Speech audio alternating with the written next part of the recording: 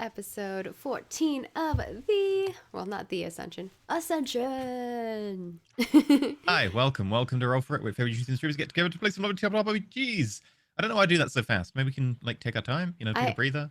I know, I do that too, where intros and outros, because I feel like people just want to get to stuff, so I just start going really fast. Yep. I talk if it makes you feel any better. We have no idea what you're saying, EE. Sorry. And sorry, Maggie, I talked over you. We were 8 weeks in before I knew what Bentham was saying about mangled pork. So I think it's something about thing. They don't something about British people. Oh. We talk fast and we all have our own accents, so no one knows what we're saying. Say the dog. Wait, the dog? Yeah, the name of the dog. Doesn't get what you're saying. Or if he does, he... What's the name of the dog? Saint Bernard. Oh, Saint Bernard's. You didn't. You did not say Saint. It was Saint. Yeah. Bernard. The dogs are called Saint Bernards. Bernards. But the way that's my next character's name, Sir Bernard. The way he was saying it to me, and how fast he was saying it, I was like, "What are you saying to me?" It's a good example. Americans are like Saint Bernards, and we're like Sir Bernard. I haven't got time to mess around pronouncing your A's. British people have the same approach that they have with talking and foreplay. They just want to skip it and get to the main event. Done. Anyway, good to know. We learned a lot about E right there. Thank you all for tuning in. So we'll be done now. Okay. We're gonna anyway. There's a Patreon. Right. Anyway. Like I said, welcome to Roll4it, where favorite YouTubers and streamers get together to play some lovely tabletop RPGs. Today we're of course playing Dungeons & Dragons 5th edition Ascension, and we have a new guest for the next few weeks, Grant. Hi, Grant. Who are you? What do you do? Hi, everyone. My name is Grant Ellis. I'm the producer for WebDM Show, and I'm also an independent content creator for tabletop role-playing games, working with companies such as Money Cook Games, Kobold Press, etc. I'm very happy to be here on Roll4it today. We're happy to have you. I've been wanting to play with you forever, Grant, so... Well, a long-time fan, first-time guest, so... Right. Okay. So... we have a bunch of announcements that we're going to go through, and then how you can support the show. So very quickly, our announcements are Bentham. You're just gonna hand it over to me like that? You're just gonna throw it at me? Yeah, that's all right. Bentham's like, let me take up the if notes you give that me I warning, you can have it literally, he just told us he skips foreplay. He just said that. So it's like, Bentham, do it now. There we are. Today's supporter is Miazilla. Thank you very much for supporting us at the Legend tier and for being awesome. So you got to make it to the show today. So glad you got to watch live. For the one you get to support. Also, there are some Patreon posts out, a whole bunch of the usual stuff, all the usual MP3s and after shows and all that. And every Friday we're doing the HQ video for the Last Ditch, where you can see how the war's going. That's free. Anyone can look at that on Patreon. It's entirely free. There's a video and there's a map and all sorts of cool stuff in there. It's available to everyone. But also for people who are supporting us, you can get the character sheets and the GM notes for Fabled Antics, the Witches and Spellcraft one shot that Maggie ran last week on Saturday. The GM notes are quite interesting because it's literally basically a guide to running the session, so you can run it too and have your characters suddenly be in the Roll4it Discord while Witch is traveling through realities and I tried get to make it very really meta easy. and confusing. So hopefully people get it. And you can swap out the creatures. I gave them the format for that. You can take your friends on the wacky adventure as well. Also, today's episode is the final one, supported by 12 Inner Demons, the survival. They hit their goal. RPG. They went way over. They nailed it. Yeah. They snuck it in at the last moment with a day to go. A lot of these Kickstarters are run by very small groups of people who are really passionate and make amazing games. So it's really awesome to be able to support them. So thank you for doing that. We're excited to see their game come to life. Yeah, so I don't know if you I forget how Kickstarter works, whether you can still sign up to it or not, but presumably one day it's going to be available to purchase somewhere anyway. They do have the itch.io and the Drive-Thru RPG versions available, which are their playtest versions. It's not the full game, but it's enough to get you started in playing if you want. Yeah, it's a cool game about where you gain a demon as kind of a part of your soul, I believe, and then you have 12 days to save the world before the archdemon murders you and maybe everyone else. I forget, like, Pretty much. I think how wide-ranging the murder is, but it's going to be a bad time for you definitely if you don't complete it in the time. So, interesting idea, like a time limit RPG. That's like neat to see how those kind of mechanics play out. So yes, also, it's September, by the way, because it's like, this time they started it actually at the start of September. I think they missed it last time, but this time they've started it now. And yeah, you can get cheap subs if you sub for the first time, or if you cancel your current sub and then sub immediately again, you get it cheaper than you would have otherwise, that kind of thing. So if you want to do that, I think you have to go to like your subs, do not renew, and then manually like buy a sub to renew it, and then that you have to like wait till it's like, I don't know, you can work it out but yeah, cheap subs, it's great. You can do that thing. And I think you can get multiple months at once, and that comes out as like even cheaper and that kind of thing, which is cool. Always nice, and creators still get as much as normal, which is always appreciated too. So yeah, you can do that if you so like. We could do. We gotta get a bus emote. We need to get a bus to throw people under. I'm gonna find out how many or a subs train. Why not think bigger? Them, and then you can get multiple train boxes. Saying. You could get like a dump truck version, like like keep adding onto the train so that But I'm all for like extendable train emotes, but yeah. Like the saying Roll is for it throwing needs someone the under bus. the bus. Yeah. Okay. Also, we are 111 leave the trains subs to me. away I'll from, get more. I'll get the train emotes handled. Don't worry. Do they go in? We also need a sandwich, because sandwiches are becoming a theme in every RPG we're doing really right want a now. sandwich now. Much, yeah. We are 111 subs, I believe, away from another emote. FYI. Can we make it by the end of the month? Let's see how it goes. There you go. Yeah, those are all the announcements. Moving on. The way that you can support us, the way that we are funded, and the way that we're able to do all the things and pay cast and pay artists and do more shows and all that kind of thing is via Patreon. There's a whole bunch of different tiers there that give you a whole bunch of different rewards. There's a couple of free posts you can find on there as well if you just want to check it out and see what kind of things we do. Like the last after show of every show is publicly available, because it would be mean to not let you see the conclusion of a show. So we give you our final wrap-up thoughts. Anyone can find those on the Patreon.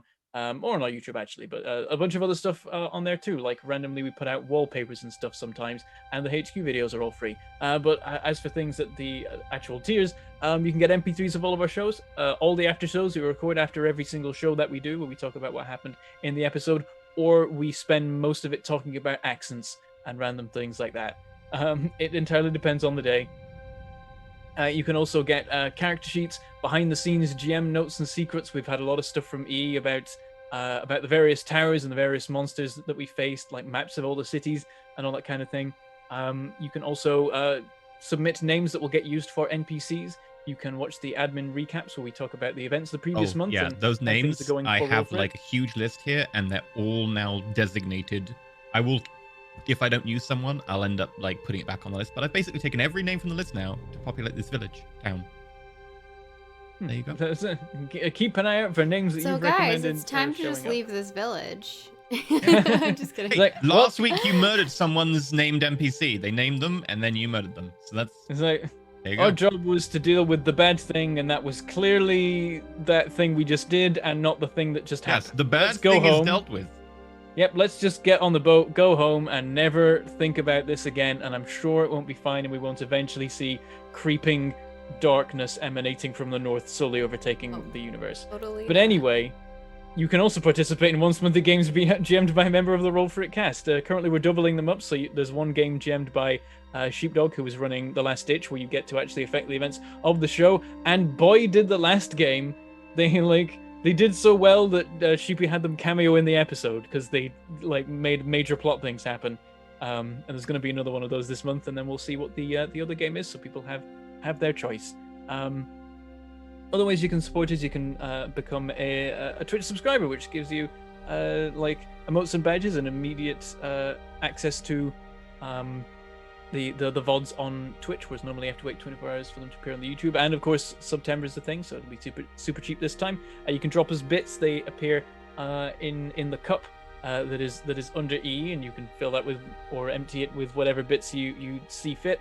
And you can give us tips, which appear on the screen, and we read them out at the end of the show to thank you for being awesome and supporting the episode. You can also become a YouTube member over on YouTube, which gives you emotes and badges over there.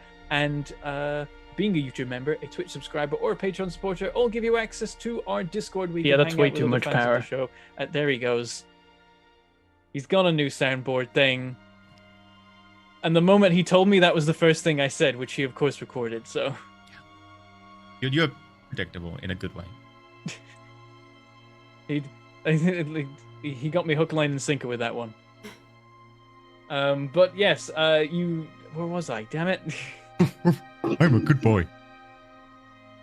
You can be a part of the Discord. We can hang out with other fans of the show and also talk to us about the show and about what you're enjoying and what you like to see. And also that is where you can hang out in the Last Ditch Rearguard, where you can get involved in the war effort for our show on Sunday, and you can role play with the others about. Where you can get involved in the war effort for our show on Sunday. And wait, when I do this spiel, could you just hit the button at the start of it, I'm and really then I tempted. never have to do it And again? then he just Yeah, opens so his tempting. mouth and like You just Yeah, I'll vibe just- along with it.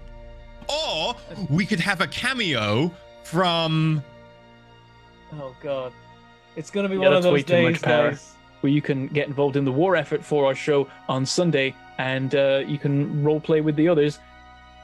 Where you can get involved in the war effort for our show I think this on would be Sunday. great. And yeah, there's a whole bunch of roleplay that's gone on over there. Lauren, save us. Like someone's been I see Obo Lauren in chat. Hi, Lauren. someone's been making a document and recording all of the roleplay that happens in the roleplay room in it, and apparently there's like 800 pages of roleplay there now, so there's definitely stuff going on in there if you want to get involved.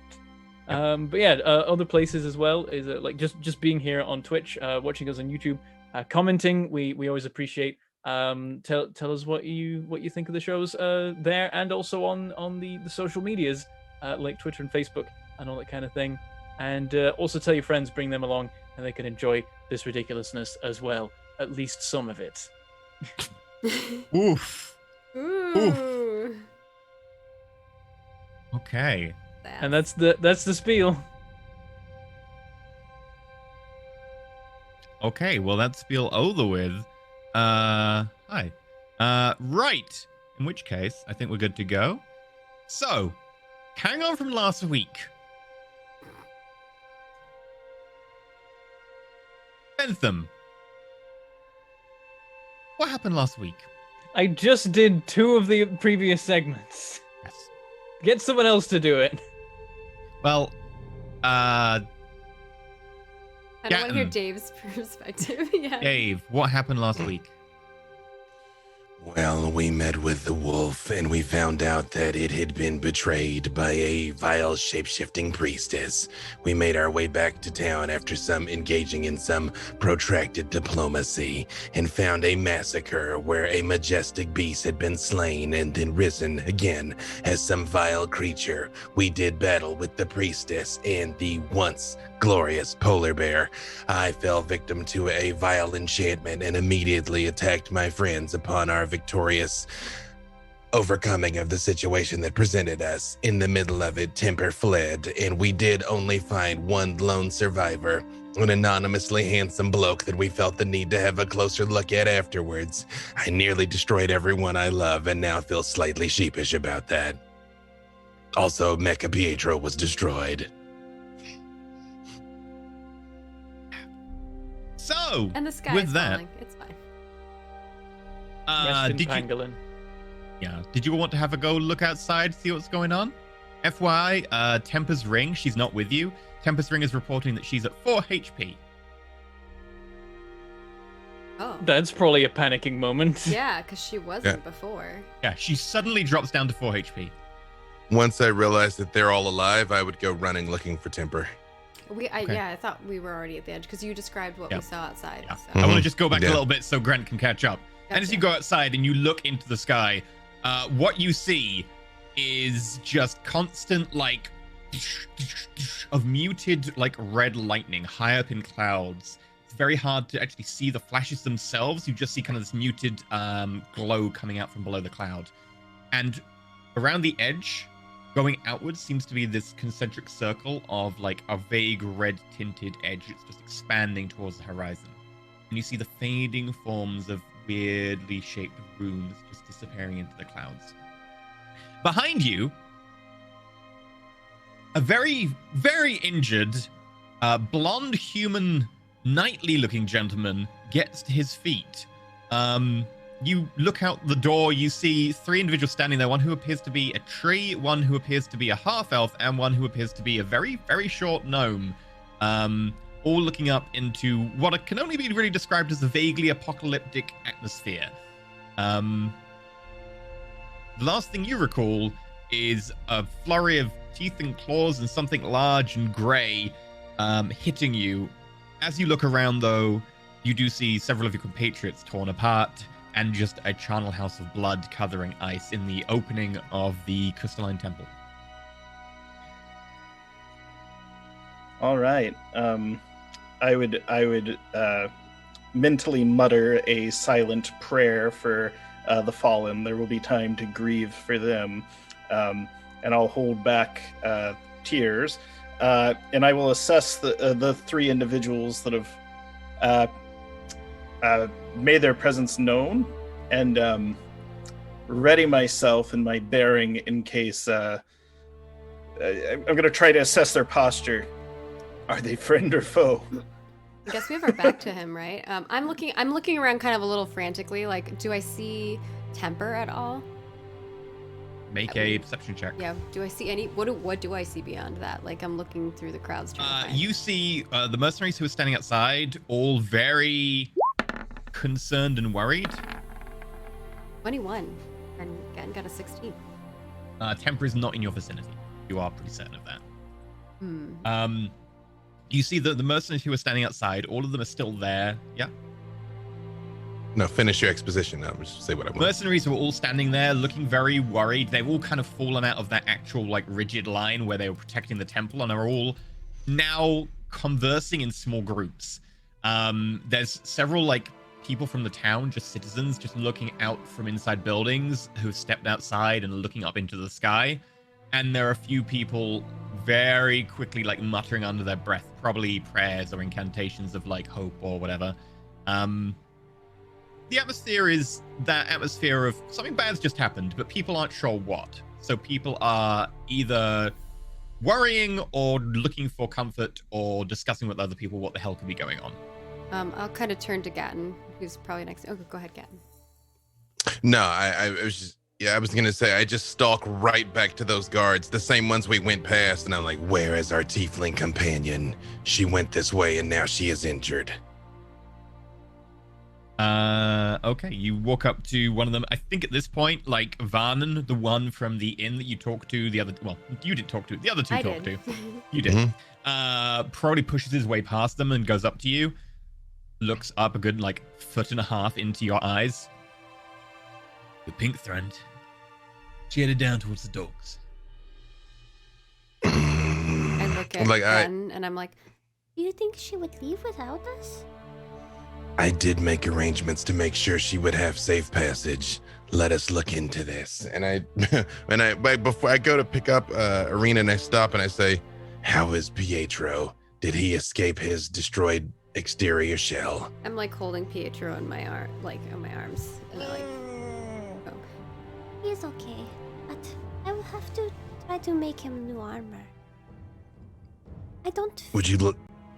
I worry though. I can feel. Seems like her HP is very low, but I don't think that we would be able to tell that if she was at dock. Yeah, the range is too limited. She should be in sight. And also, why has she been injured? I thought the fight was over. Yeah, Though something else is. I'm gonna turn around, to you look can at- see behind them. I'm gonna turn there's around. This blonde fellow. Yeah, I'm gonna turn Yeah, right. around on Gatton's shoulder and look at that direction. Excuse me. Any of you happen to be a Do you pick physician up your or hand and does it have the ring Yes. on it? Okay. yes, a physician or a medic? My ribs are possibly broken. Spit out a Share a tooth. baffled look with like with the other I two. Like, think I jumped down from Gatton's side and I grab your hand. Sir Edmund Heifel, would you like to describe what you look like? Yes, a tall, lean fellow. Hair is blonde, but going gray prematurely.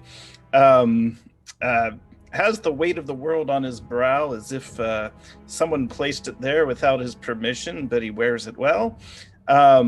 He is wearing a traditional splint mail, we've decided, with a blue tabard over it, and a family crest, the family Highfell. And also, he looks like he's had the bejesus beaten out of him. You want to click on it, make it big mode, so you can see his icon. Oh, yeah, I can do that now. Also, anonymously handsome. Yeah, Irvina jumps down from Gatton's shoulder. Like she was turned around. She was like looking around, and she saw you, and then you had your hand up, and you're like, "Hey!" She just jumps down and kind of like grabs your hand, like, and then tries to grab the ring off of you. How do I do the make it bigger thing again? You got it. You did it. I Oh, see it. there he That's is. pretty good. Yeah. Oh! Yeah. It Hey. only half worked for me, and then... Okay. Yeah, it worked for us. We There we always see go. it. Glorious individual. Dapper Knight. Yeah. Do yeah, you I fight would- it, or can I snatch the ring off your hand? Okay, so it's one of those things where I'd kind of take your hand in mine and be like, no, we mustn't paw. You like holding me I'm not up? a priest. 'Cause Yeah, I'm like yeah. 2'7". I know. That's what I imagine. You'd pull my hand down. And I just kind of pick you up like a child, and like one of my younger cousins in game, and just be like, "I'm not a priest. It's not for kissing. It's." No, I do not want to kiss it. Where did you get this ring? This does not belong to you. This is our friend's ring. She's I'm still trying trying to to grab process- at it. I'm trying to process this. I'm handsome, but not too bright. I'm like, if it's on my finger, it must be mine. It's. Did you see a pink tiefling? Yes. Briefly. We met shortly. I was very impressed. She said What a word. did you then do left. to her? Oh, it's not what I did to her. It's what she did to me. She gave me a blessing, kept me alive. She gave you a ring? Oh, it's your ring. And I hold out mine so you can see. I hold up mine. Again? I just look at Perrin and I just say, please protect Arena. I will investigate. And I do go to the docks, just looking to see if I see her anywhere or if our ship put to sea. Okay.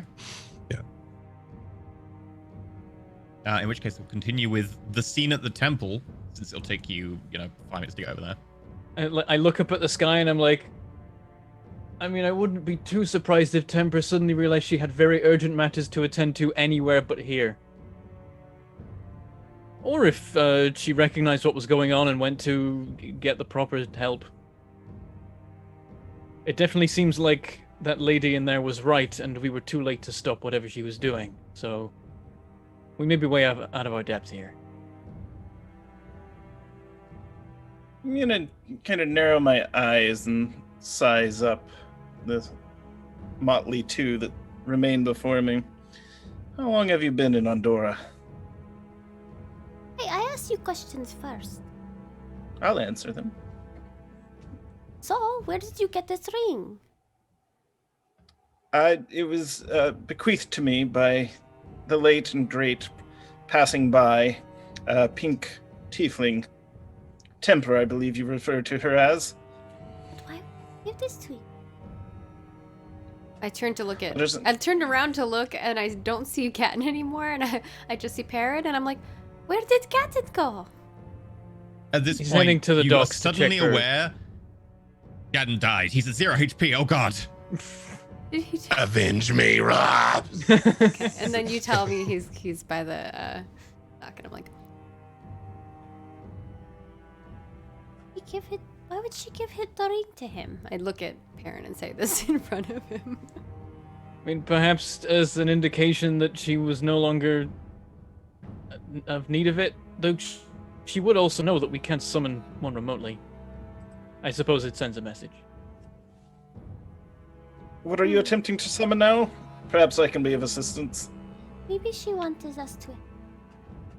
I'm going to touch you, no consent, and cure wounds on you. I did request. You're already like clawing uh, at his hand, so it's Yeah. just like I'll just heal you while I'm trying to get this ring off you. So you get 10. You get 10 wounds. Because she thinks now that that is why Temper gave you that. All right. We did find you earlier. You were in quite a bad way. I managed to spare a little bit of healing.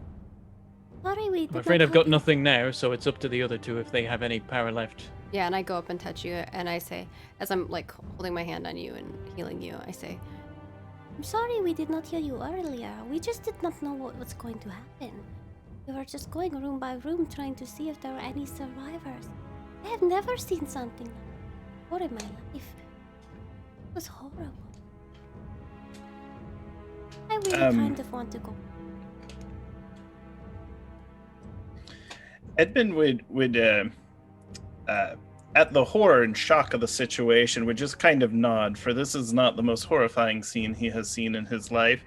But he would sort of shake the cobwebs out of his hands. Might I use my second wind ability? Yeah, and then that'll almost bring me up to full, perhaps. Then I'd look around and call out, Aaron? Aaron? Does my Basman happen to be around? So you watch as he steels himself, takes in kind of a breath, flexes muscles, and you notice that some of these wounds just close up just a little bit more. And then running from kind of the edge of the courtyard, you notice the figure who's been kind of standing worriedly over there, who hasn't really stood out in any way, runs over, short brown hair that's like just down to about the ears, carrying a little bundle of items. Sir, what's happened, sir? I took a bad step. Cat bit me. I point at the remaining scratches. Saren, bless you, sir. Can I do anything? Yes. We need to ascertain why this ring has been handed to me, and we must find whatever service we can be to these individuals. They seem greatly troubled and, like us, in pursuit of a cause, a quest. And then he goes off on this soliloquy that is just over the top, and then but then comes back to it. And he goes, and that is why a very rousing speech, sir. I've been practicing. Where's your squire, sir? I kind of motion to what looks like southeastern continental U.S. goulash all over the floor. I go, yeah. 1 second. He's been. I know it's not the nicest way to describe the squire, but I imagine he's been a little.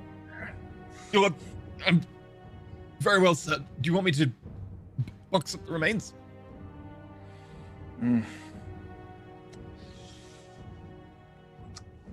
Are we in a temple? Sorry, I need yeah, it's a temple to Auril, who is effectively a non-existent or dead god by this stage, but it is a temple.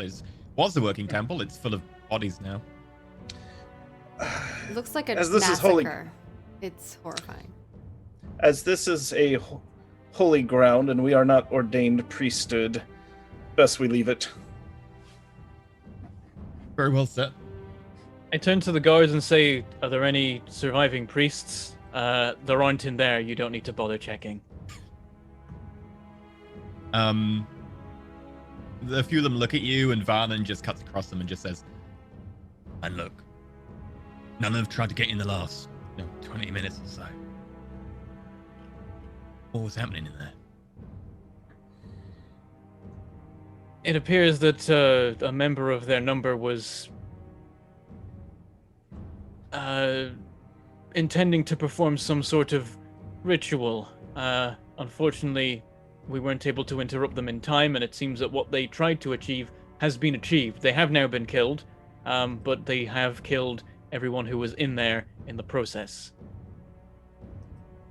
So not working for the temple, like working against the temple. My guess is that they infiltrated it. I can't be sure. It could be that this was the ultimate plan of the temple, but it's been standing for multiple thousands of years, so be surprised if they suddenly decided that they were all about those evil rituals and summoning the apocalypse. You can hear the apocalypse happening.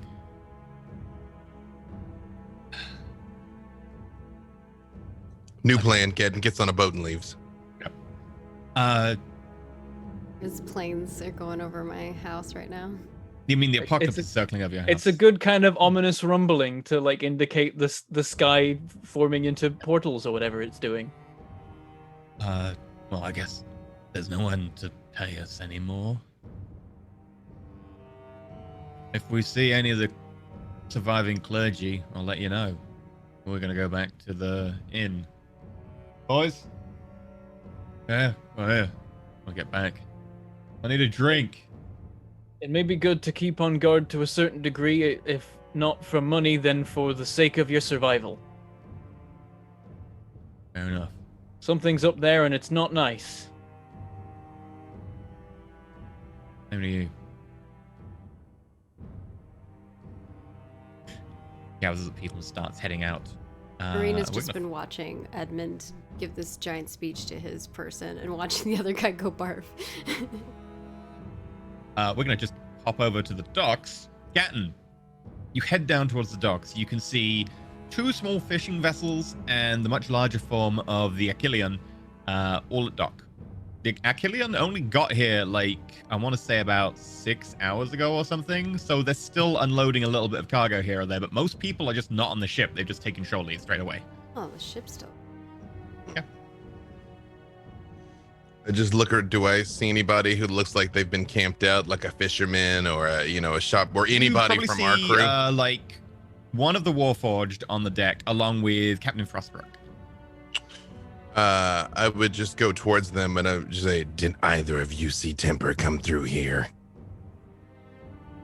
I could have. Where did she go? She could have said not to see where she went. But you did see her leave safely. Well, she might have said that if she could leave safely, she would happily take the voyage if possible. We don't plan on leaving for a few days, but Looks up at the sky, everything going on. that doesn't look like a good sign. Is it freedom or independence that's there? Independence. I look at independence and I say, did you witness her departure?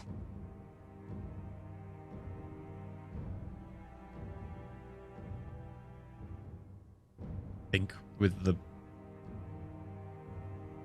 repertoire you've built up between you and the two Warforged on the ship, Independence just looks at Captain Frostbrook, and Captain Frostbrook looks at Independence, and there's just a slow moment of Captain Frostbrook nods. Yes, she is below. I just look down for a moment and I look up and I say, She is in As the long smuggling compartment. you know I would have checked there. And I stop for a second and I say, as long as she is safe, I will respect her wishes. I did not locate her. And I just thank you. And I look at Independence and I say, thank you for living up to our agreement. And I turn and look up at the sky and I say, also, please notify us if you can before you raise anchor. We may have to go defeat an evil god. At the very least, we'll ask if you've got word to send when we leave. Could be that you need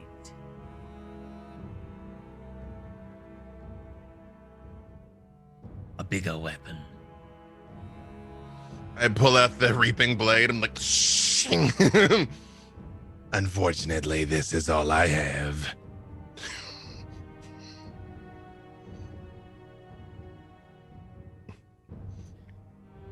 nods. And I Sorry. and I turn and go back. Okay. Meanwhile, out front of the temple, you finish giving a lovely speech to your bandsman, Aaron. Meanwhile, the other two are looking on with interest, horror, amusement. Yeah, I guess his parent was talking to the other guy. I kind of like after the guy's done, and I'm like, Your friend's going to be okay. is he's like throwing up in the corner?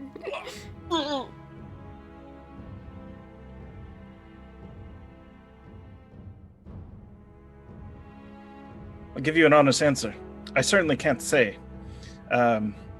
He is not one for the field of battle, only to prepare those to face it. With that said, a good night's sleep, a hot bowl of soup, he'll do fine. That's when my eyes kind of move over to Perrin, who I heard speaking. I don't quite recognize his accent. Where's he from? Aaron? It's something familiar about it. I guess, and that's probably where Perrin comes in. Is this an earshot of me or deliberately not? It could be. Make a perception check if you want. I mean, Yeah, you're right by. let's go with He's that. right by us, so it is. Well, I think I stepped away. Yeah, a so little we're bit talking to the like- mercenaries. So it's like, did you just talk catch to that those out the guys. corner of your Yeah, I hearing? was saying. Yeah, I got a Okay. 9. It's not good. I meant No. just a way to introduce. Like now he's done with the talking, that we could. I would say like you hear your name but nothing else. So you're like as the conversation is finishing up, you like hear your name and you can turn over and increase your conversation with interest. You're not sure exactly what they were talking about. Yeah. I do- At this point, I like approach then. Okay. Yeah, it is. Are you there? Good sir. Are you noble? I laugh. No, not at all. I didn't want to.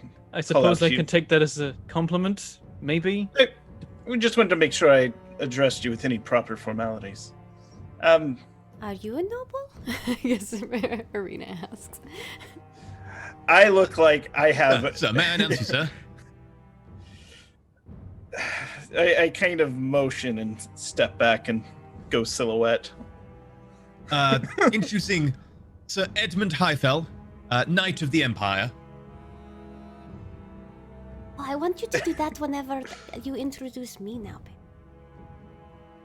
Perrin blinks a bit. Uh-huh. You have a unique way of speaking. I just wasn't quite sure where you were from. What province or part of the country? Well, just, smidge to the east. Are they brave there? They were. I look respectfully and say, I hear they still are.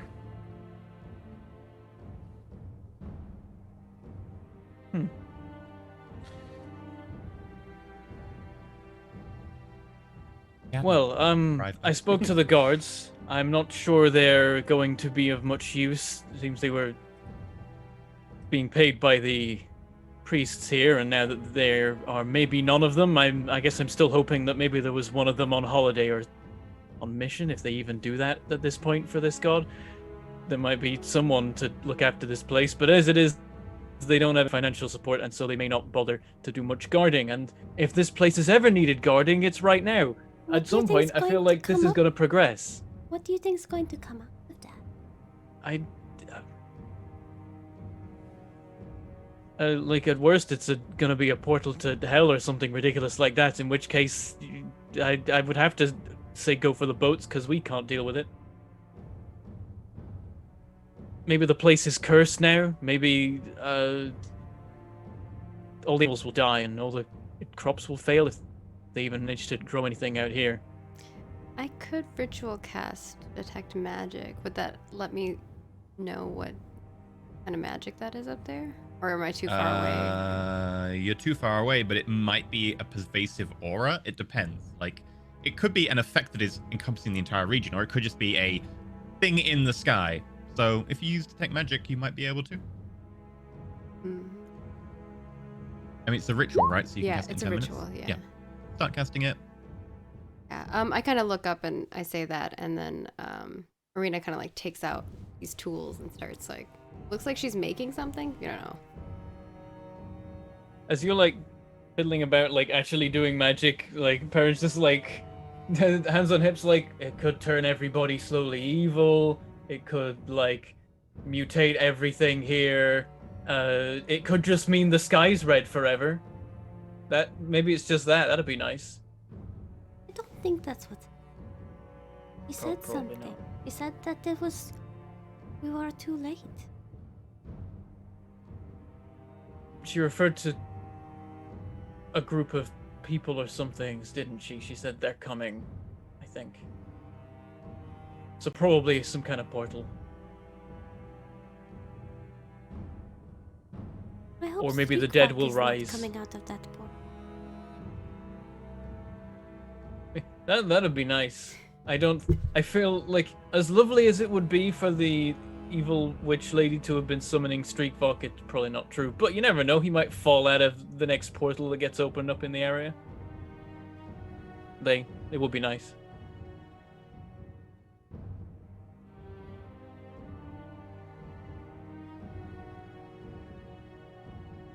I'm mused for a second, and the god that's here, were they just the goddess of winter, or was there anything else? Was it the dead as well?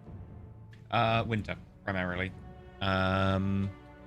Very little else, but Right, because What you dead was know. Narol, and primarily. Raven I Queen mean, just people showed up, have, like, beat them their both toes up, down and stole things, both but- their things. Yeah.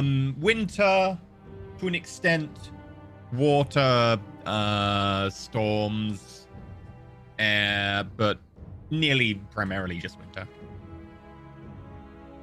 Yeah, if it was something to do with Auril, then what's coming could be something related to winter or cold. Perhaps it's just a freezing storm. No, they referred to a they. Someone, probably someone, maybe multiple someones, is on their way, and we're gonna have to be ready for them. And those guards aren't. As you say that, an individual with shaggy blonde white hair, medium like toned skin that looks like it's like used to be like a kind of a really deep tan Mediterranean color that's kind of not seen the sun in a long time and has started to come out in this kind of very faint, like pale orange tone. Female human hurries towards the door, it completely ignoring you, to the temple. Now, as they pass, I'm like, you there? What are you doing? Who are you?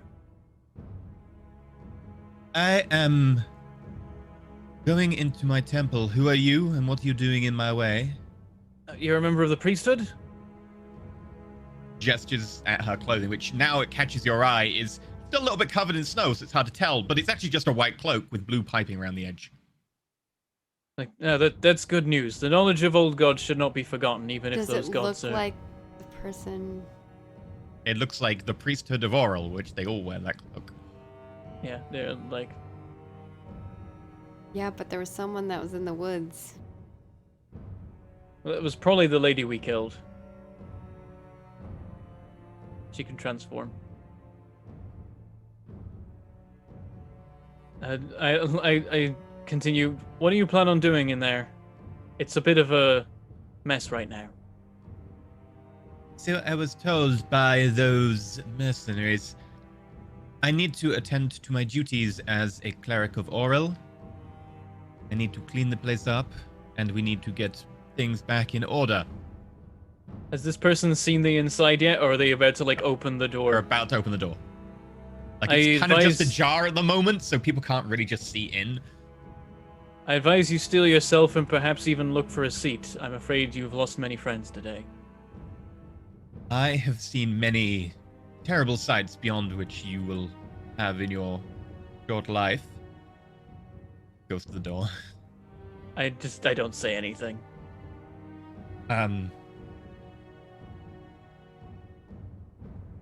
Maybe I was too hasty. What happened? A friend of yours, and I think we know their name. I forget what it is, but You mean Storm sister Corey Kurla? Or who are you talking? yeah, there's Okay. yeah, a friend of yours. Corey, was it Quilla? Corey Quilla? Hmm. Yeah. A friend of yours, Corey Quilla. They were, it seems, a traitor. We're not sure of their exact intentions, but they are the cause of this, and it seems that they were trying to summon something. I never liked her. She's only been here 2 years with us. Where is she now? Dead at our hands. And it seems I have to thank you. But I do not lie, I have duties to attend to. I need to... We will talk. I'm glad to see that a member of your order has survived. It would be a shame for this place to be lost to time. There were two of us who decided to take advantage of the situation and go on our own initiative. Deal with the situation at the edge of town. I hope there are more of us. The Guardian going insane. Ah, yes, that was the doing of Corey. The matter should be settled now. It's good. I never believed that Icefang would,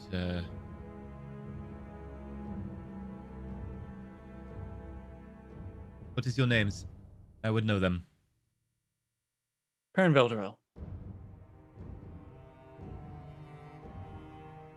I No, let the you're others the introduce batsman. themselves. This would be Sir Edmund Highfell, a Knight of the Empire, from Sunthrone, Lemurian Empire, Northern Niceline. Victor of the Battle of Neardeath. Second of his name.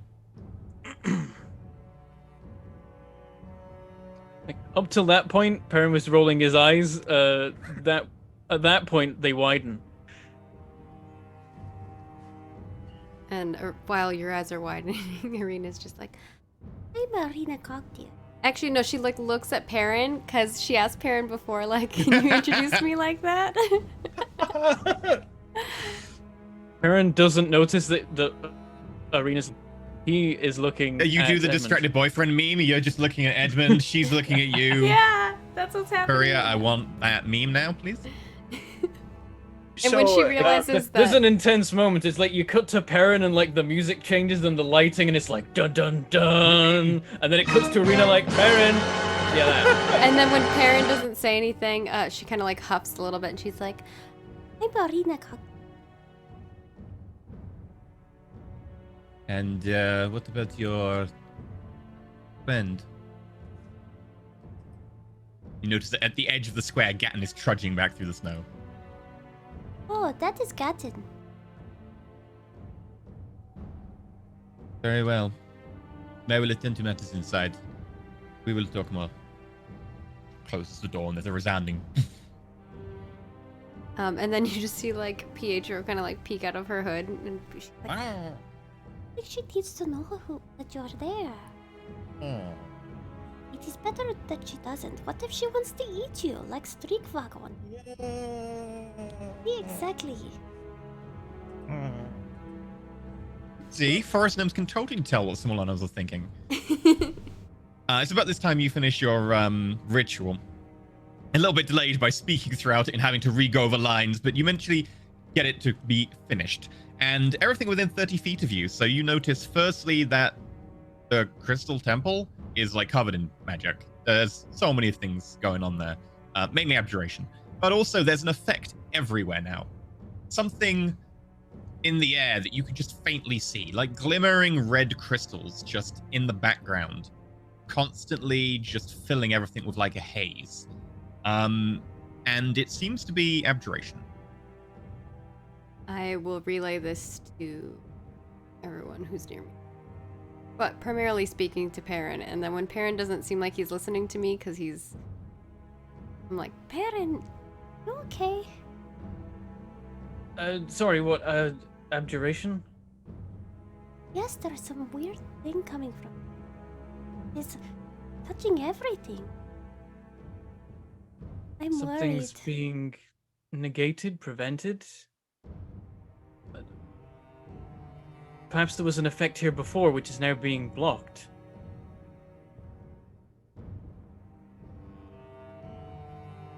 If the temple was performing some kind of magical function, perhaps the ritual performed was simply to stop it, and now something will happen as a result.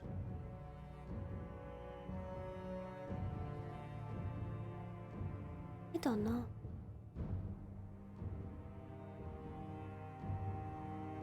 Could I like Whatever it is, Arcana we to must try find and a way to understand? stop it.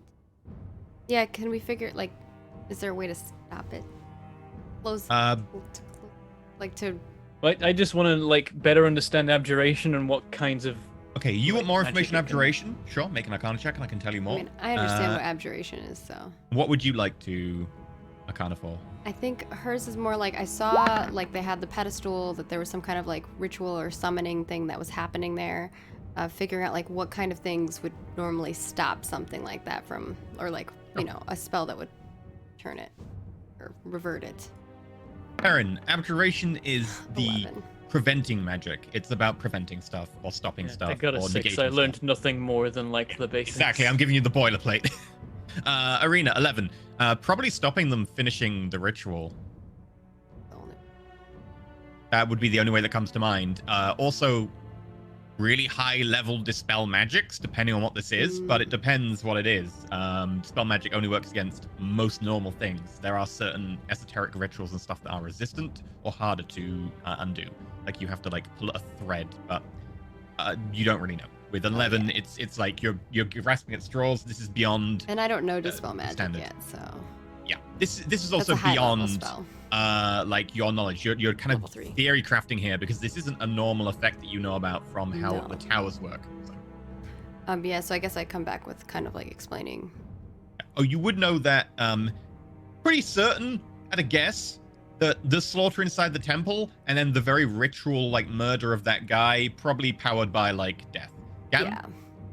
Did I see the priestess enter the temple? You'll have seen her as she closed the door. Yeah. Okay. When I approach, I just walk by them. I'm like, Temper is safe. And I just walk you right find past her? them to the door, walk past the doors to the temple and go back into the temple. I will follow him because I'm going to be like, Did you find her?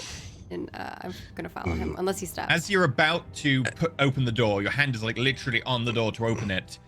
You notice that at the edge of the courtyard is a short dwarfish individual. Big, thick, snowy beard, white cloak, blue piping around the edge, hurrying forwards through the snow, kicking it up as he hurries towards you. What are you doing? Getting into the temple? Move! I need to get inside and attend to my duties. There are things are afoot. Problems. Oh, Well, the way. I don't think I'd you're step going aside to want and- to see what's inside there. What is inside there? A Death. temple. Yes. Why not? Are you I po- protesting the sacrifices? But more people doing that. The first dead polar bear should still be outside, right? As he gets closer, the dead polar bear that's now half covered in snow is kind of more visible. I point and I say, this is but a tiny glimpse of the carnage inside. This man, pointing at Edmund, was the only survivor of the conflict. There is another member of your order inside now.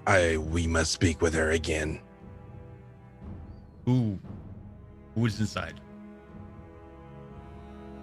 Your friend, the one that was with you looking for Ice Fang, I believe you were so together. Of course she would survive. The Ice Fang Kelly. situation was a distraction, I'm afraid. Corey Quilla has betrayed you and used the temple for unholy rituals. Corey? She was such a good lass. She used to follow the high priest around Lord Cold Circle everywhere. Well, now she's killed everybody, and she almost killed us, and she summoned whatever is coming out of that. Open the door, dwarf. You can wax poetic later. I will need to talk to Frostet Chokwell. We have matters to discuss about who will take over the reins. I have a question for you both, but we must enter the temple first. And I motion for him to touch the door in case she's done something. I don't want to get like shocked or blown up. Make a persuasion check, because he's got other things in his mind right now. Oh, it's not persuasion. He's trying to go in the temple. I'll wait. Okay, okay, do you want to persuade him, or do you want to just like not gonna try, just gonna stand there? Well, he already was heading for the temple, correct? Yep. Yeah, Gatton's letting him go in the door. Okay. Yeah, I'm letting him go in. I'm letting him do what he was doing anyway. Okay. Mm-hmm. I will need to discuss things with her, and then we will talk to you. No, that is not what will happen. We interrupted some form of vile necromantic ritual. We would like the two of you to tell us what she was doing so that we might save your town, or we can board our vessel right now and depart. I have no idea who you are. You're on holy ground. I point at the guards and I'm like, who are we, guards? Oh, the guards have all left. They went back. Oh, have they? Away. Yeah. I'm like, we are the defeaters of Coriquilla. We also brought peace with Isitena. It seems in the 4 hours we've been here, we've done more for this town than you have. Open the door, dwarf. Make a intimidation or charisma roll, whichever you want.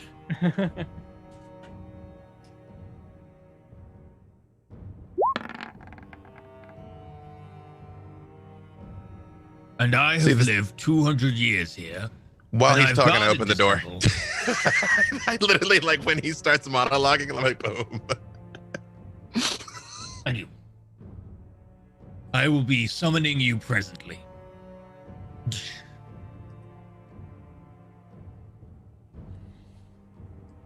I do go in, though, because my whole point is I want to go to where she was doing the ritual and be like, what is this? Okay. What was she doing? When he tries to close the door, you like put your foot in the door. You're like, no, Yeah. I will follow.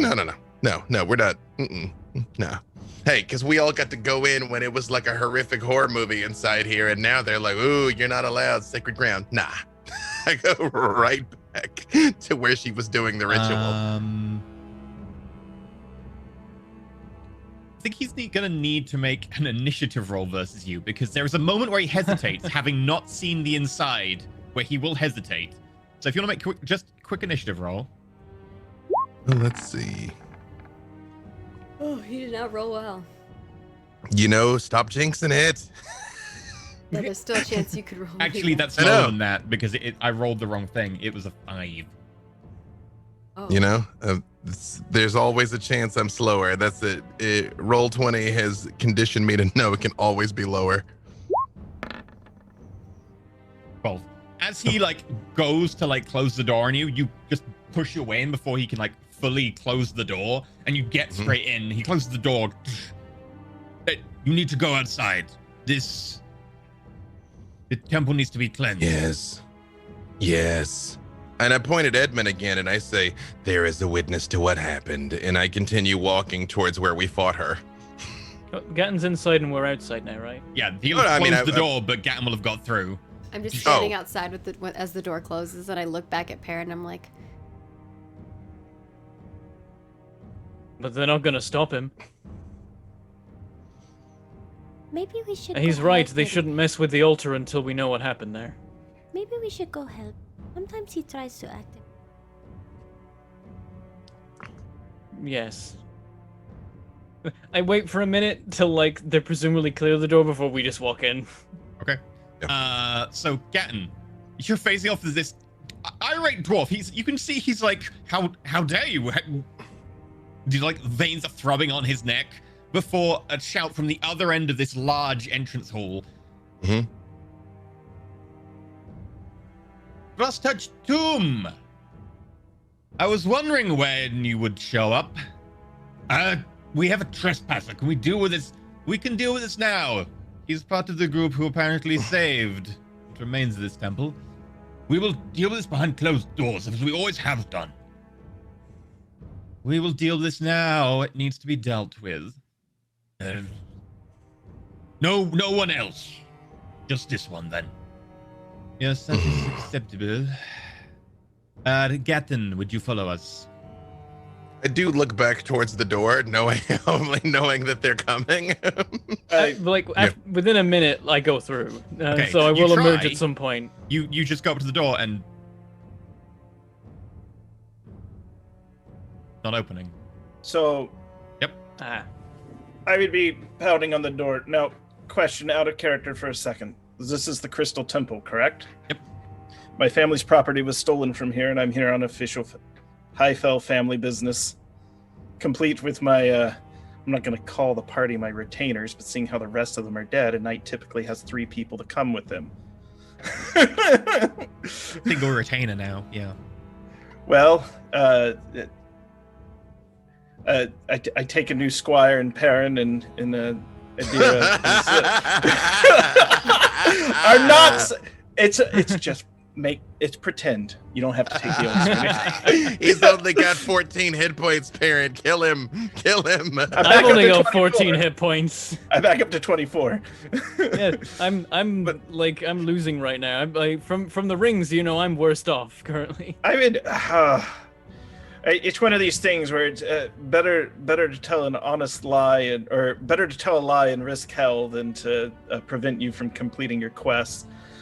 So I would.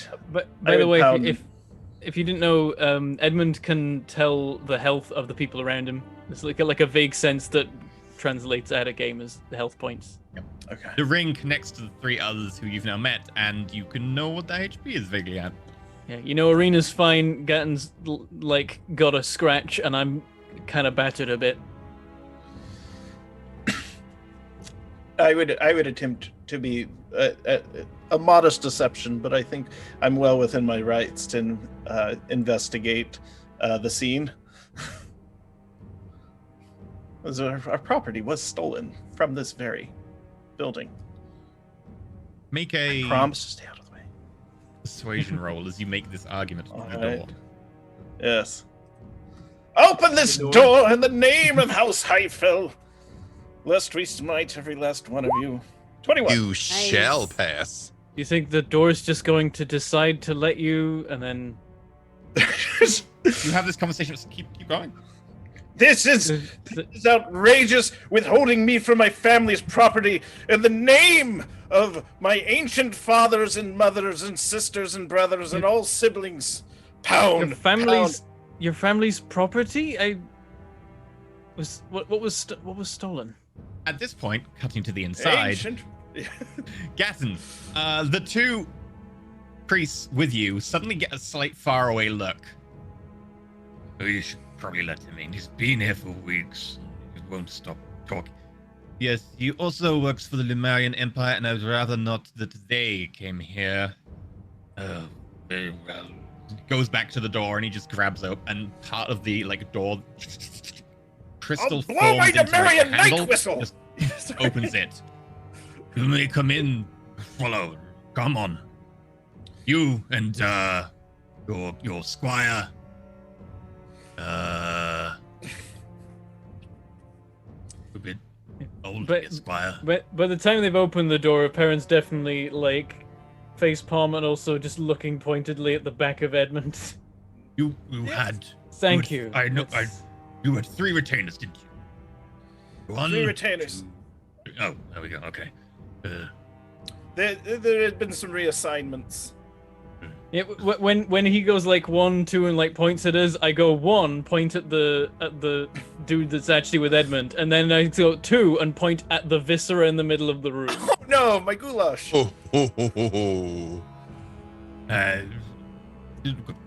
What? We are here However on we can other have business, heavily which help we are here on other Alzheimer. business that more directly relates to the whole evil cloud horrifying ritual thing. Well, if we're going to be letting in the construct, and we're also going to be letting in a knight of the Lumarian Empire, we might as well let in the 2 other people who have apparently saved us from whatever is happening. It is very well. Might as well have a party.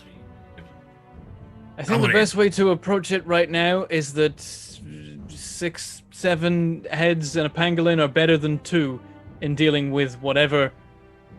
Why would we bring a Um, pangolin up here? They don't like cold weather.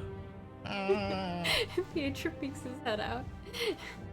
And I'm like, because I've been watching like the 2 of them arguing like with the door and everything, and I'm like, Well, I guess I know now. You could tell Pietro's kind of scared that they might eat him. I like, And I look over at them like, oh, if anyone tries to eat it, I'll kill them. It's for her sake. And We will his kill sake. them. Right. Very, very well. Look, come on in. I enter. I enter after the 2 of them. I'm You, in. Squire. Come on. Bang the door. You call me Squire? I'm Get not on to a be a squire. I'm not a. That's because I'm not a squire. But you said you were a squire. He's a brave warrior from Smidge to the east. I'm not familiar with that country. I'm not familiar with Smidge to the east either. Must be new. So many new countries since I've been alive. Let's go look at the altar. We need to determine what kind of ritual was being performed there. The 2 of you, if you put your heads together, might have some kind of insight that we don't. Very well. And as you start walking, as you go on, the priests become more and more perturbed, and suddenly, like, Cross-Touch Oakwell turns around and says, "You made it this far, and you are not frozen to death?" I look around and kind of assess the temperature. Are we supposed to be frozen? The temple has safeguards against people who are not part of its priesthood getting too far inside. It seems that your story about one of our kind betraying us holds water. I'm afraid the temperature you're feeling is probably the temperature it is. Yes, the followers of Oral become resistant to the cold of her touch. We embrace it. But it can be disabled to prevent it from accidentally destroying those who we would rather allow into the bosom of the temple. And occasionally historians, archaeologists, artists. As you walk in, you finally get into the area where you can see what appears to be probably the head priest, laying half submerged in this ice bath of water, chest cracked open, organs removed, dead. Along with a little bowl and the stuff that's marked on the floor in front, the corpse of a polar bear, the corpse of Coriquilla, I run over to my mecha pangolin. Pangolin. In better times, I might have enjoyed a visit here to learn more about the history of the Yeah. place. I just point right at the ritual and I recount what we saw. I'm like, there was blood in this vessel, and after we destroyed her, she said we were too late, and then the sky opened up, as I'm sure you witnessed. What manner of ritual was this? He said they are coming. Who are coming? They're gonna make Arcana rolls. About to say, because I'm hoping the priests have better Arcana rolls than we do. I feed them some more as well in case it helps. Of like, Whatever Arena is coming found that from there the was. sky is creating weird abjuration magic. Probably correct. It seems to be some sort of preventative spell. Yes, this is more your area of expertise than mine. You are always better at the physical stuff rather than the actual, being honorific of the deity itself. Is Is there a function of this temple which, if interrupted, would bring disaster? In your terms, no. The ending of this temple would be the destruction of many thousands of years of history and of our priesthood, most likely. But I assume it will be disaster in that sense. No, is there like a spell on the town or something? No, like a defensive spell or something that would keep your people safe? No. None of that kind. I look Well, at let's Perrin. hope you're right. The people who live here can weather the storm of her, and if they can do so, they are honored by her to keep living. There is no reason to put some sort of a spell over the town. The temple itself has many spells on it. Those are not related. My fear is that there is some sort of ancient magic that has long since been forgotten that the temple was maintaining and now is not. Seems fine. The defenses are not working, but that's one thing that any of us can do. And Perhaps that's all that's necessary. Perhaps something was simply waiting for the defenses to be down. possible. Well, the spell on site is to be much wider ranging than just this place. What's your construct friend want? I'd like to use my druid craft. One of the things I can do is predict the weather in the next 24 hours. Sure. Ooh. Is anything going to change? A crazy blizzard, unseasonable warmth, anything? Let me. It just returns not a number over and over. That's true. There's going to be a bit of like light snowfall, maybe a little bit of like condensation of crystalline, like just ice just forming out of the air and just drifting around. It's like a very faint fog as well, but nothing untoward, nothing crazy. I'm gonna investigate the pedestal with blood and stuff. Yeah. This level of death and destruction was not caused idly or for no reason. I mean, there's blood there. They're making some marks and some symbols. It looks like a heart has been left there and then stabbed. What you see is what there is. The symbols? Do I know what those symbols mean? No, you would not, and that would be covered by the previous Arcana roll to an extent, rather than the investigation. So, like, they're pretty evident. They're right out in the open, and they are a language you don't speak. Can I write them down in my little notebook? You may. Replicate them. Please put down weird ritual symbols from the Crystal Temple. Okay.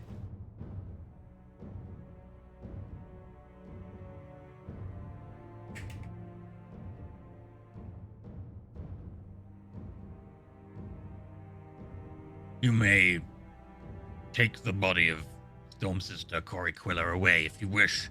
She's not one of us. She does not deserve burial here.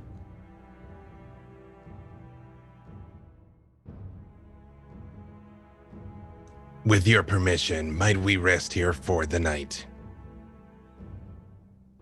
We are weary from our battle, and I deeply suspect there is some truth that is yet to be revealed about this place and what she was doing. We would probably want to seal the temple for tonight. We have a vigil to hold.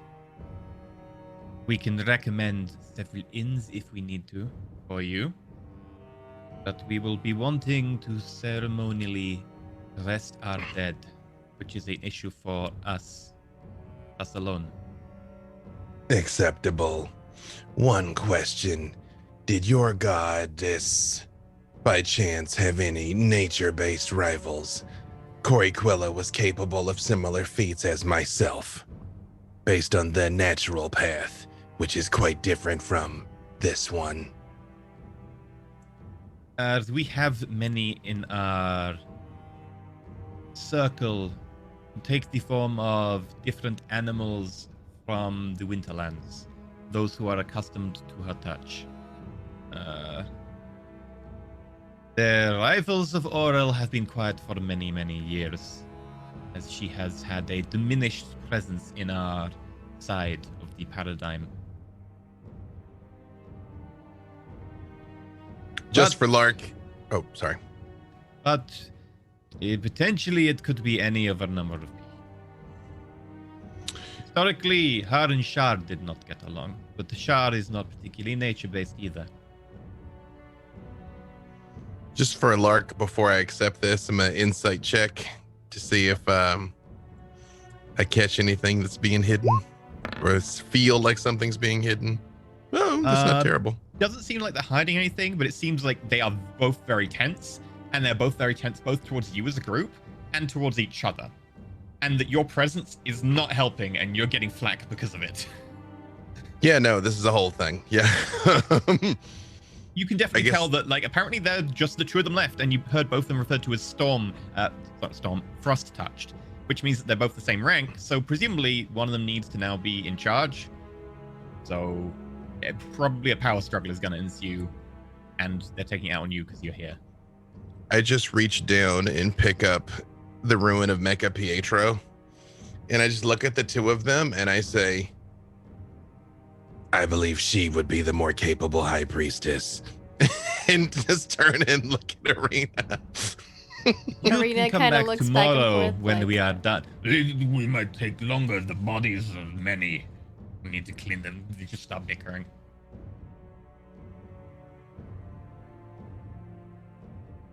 Yeah. I just like, unless you all have more questions, I'm satisfied for the time being. He is right. So, you should take the body of the traitor. I think one last thing. I go over to the body of Majestic and I just put my hand on his head and I say some prayers for him because I feel like they won't, and none of this was his fault. You know, like, I hope you find your way to the, the big ice circle in the sky type thing.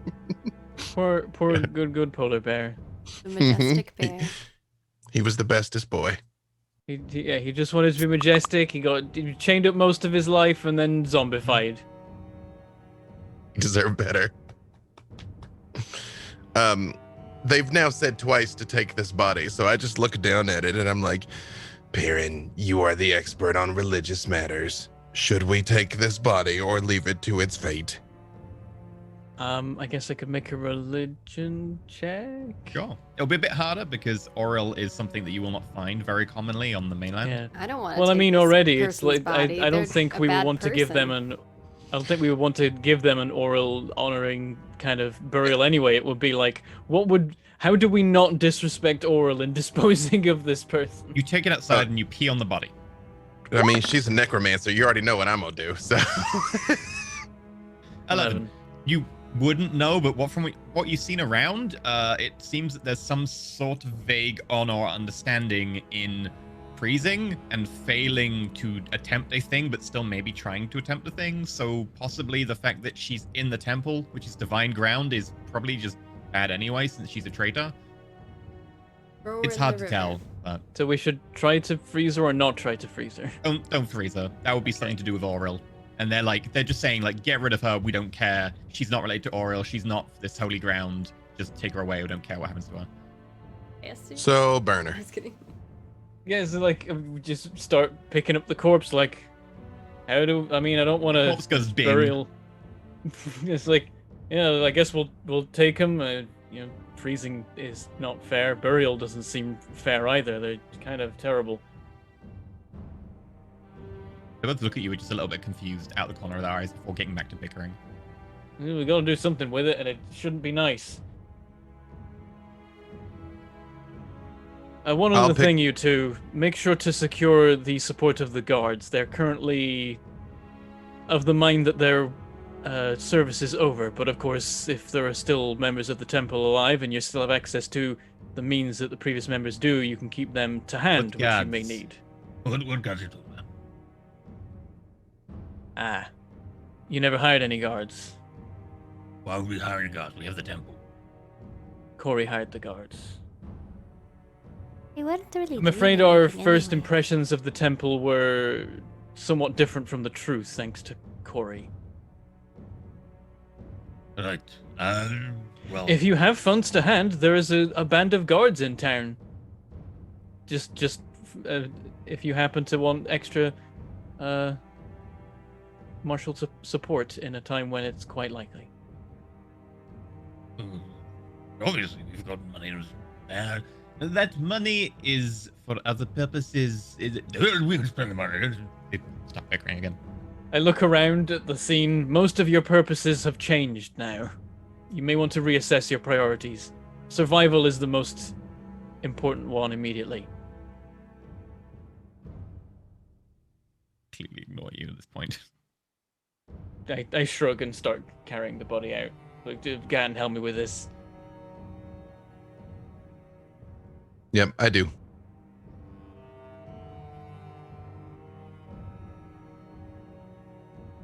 As we take them out, and like, is there anything we could examine? Do you think? Anything to be learned from a corpse?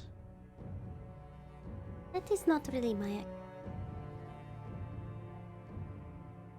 I check the pockets. I think we already did, but Yeah, you find see, we probably didn't. You find a stone. It appears to be like a black, dark stone with a couple of veins of quartz running through it, with some glyphs on it. You'd probably recognize it immediately as another type of sending stone. You also find that there are 2 rings on the body, one of which is just a very plain, like dark iron ring around one finger, and the other one appears to be a kind of white silver ring with a small blue gemstone in the center, which has like a flickering like light inside of it that seems almost flame-like. Guess I'll mark these down. Do I know do sending stones have to like actively be used, or? Yeah. Yeah, and we have Choose one. yours. So Do I maybe need this to is worry the other about one. being? Do I need to worry about being listened in on or anything? When you're holding it, you know someone sends you a message, and then you can reply to the message. You can choose to use it by sending a message, but And there's no message on it right now. No, the message is like live. When someone calls you, you get the message instantly. But Okay. no one's trying to call at the moment. I'll pocket that and be like, well, either if we're lucky, that was just the stone used to. We can Send a settle this very message. easily. You can call the others in the mainland and see what they say. Well, very well, I will. She walks off. It looks similar to the sending stone that I already had. Similar in that, like, they both have the same vague form, but very different in terms of, like, design and concept. Okay, so maybe One they're of not- which is, like, almost like metal-like stone, which very precise geometric or whatever, and this one is, yeah. Either this was simply used to send the message that ultimately got to the Oracle, or it means that she has friends elsewhere who are still at large.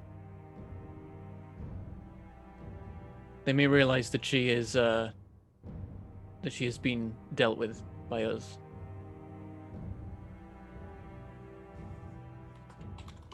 We don't think she was in league with the Oracle by chance, do we? Well, the Oracle is definitely a shady character. I feel that they wouldn't stoop to those kind of levels. It would be bad for business.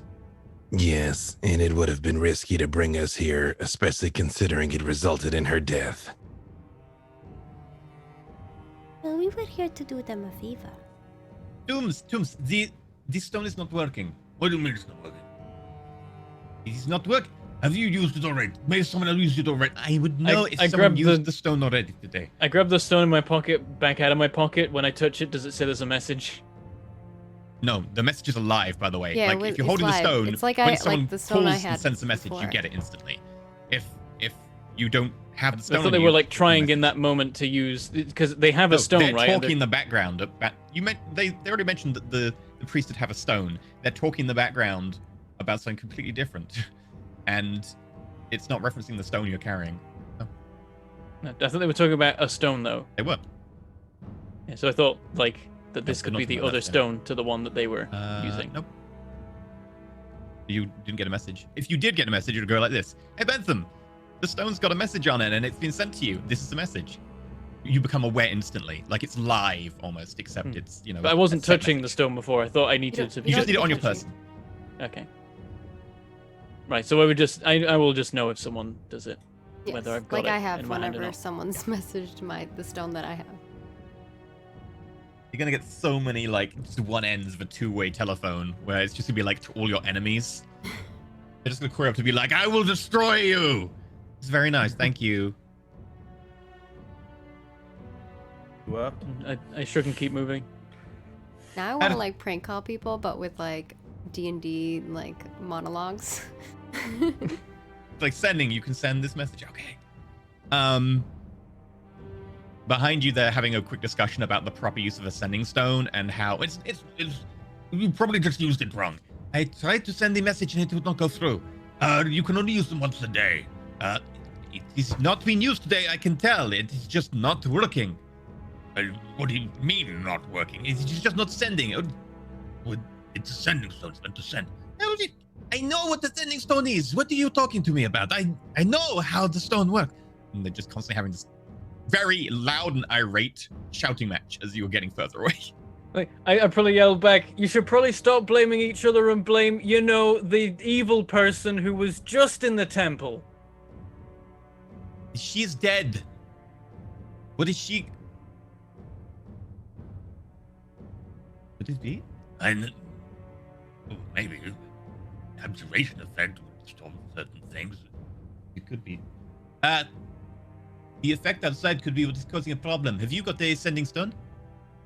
I do, but I don't know who's on the other end of it, so I'm hesitant to use it. Well, give it a message anyway.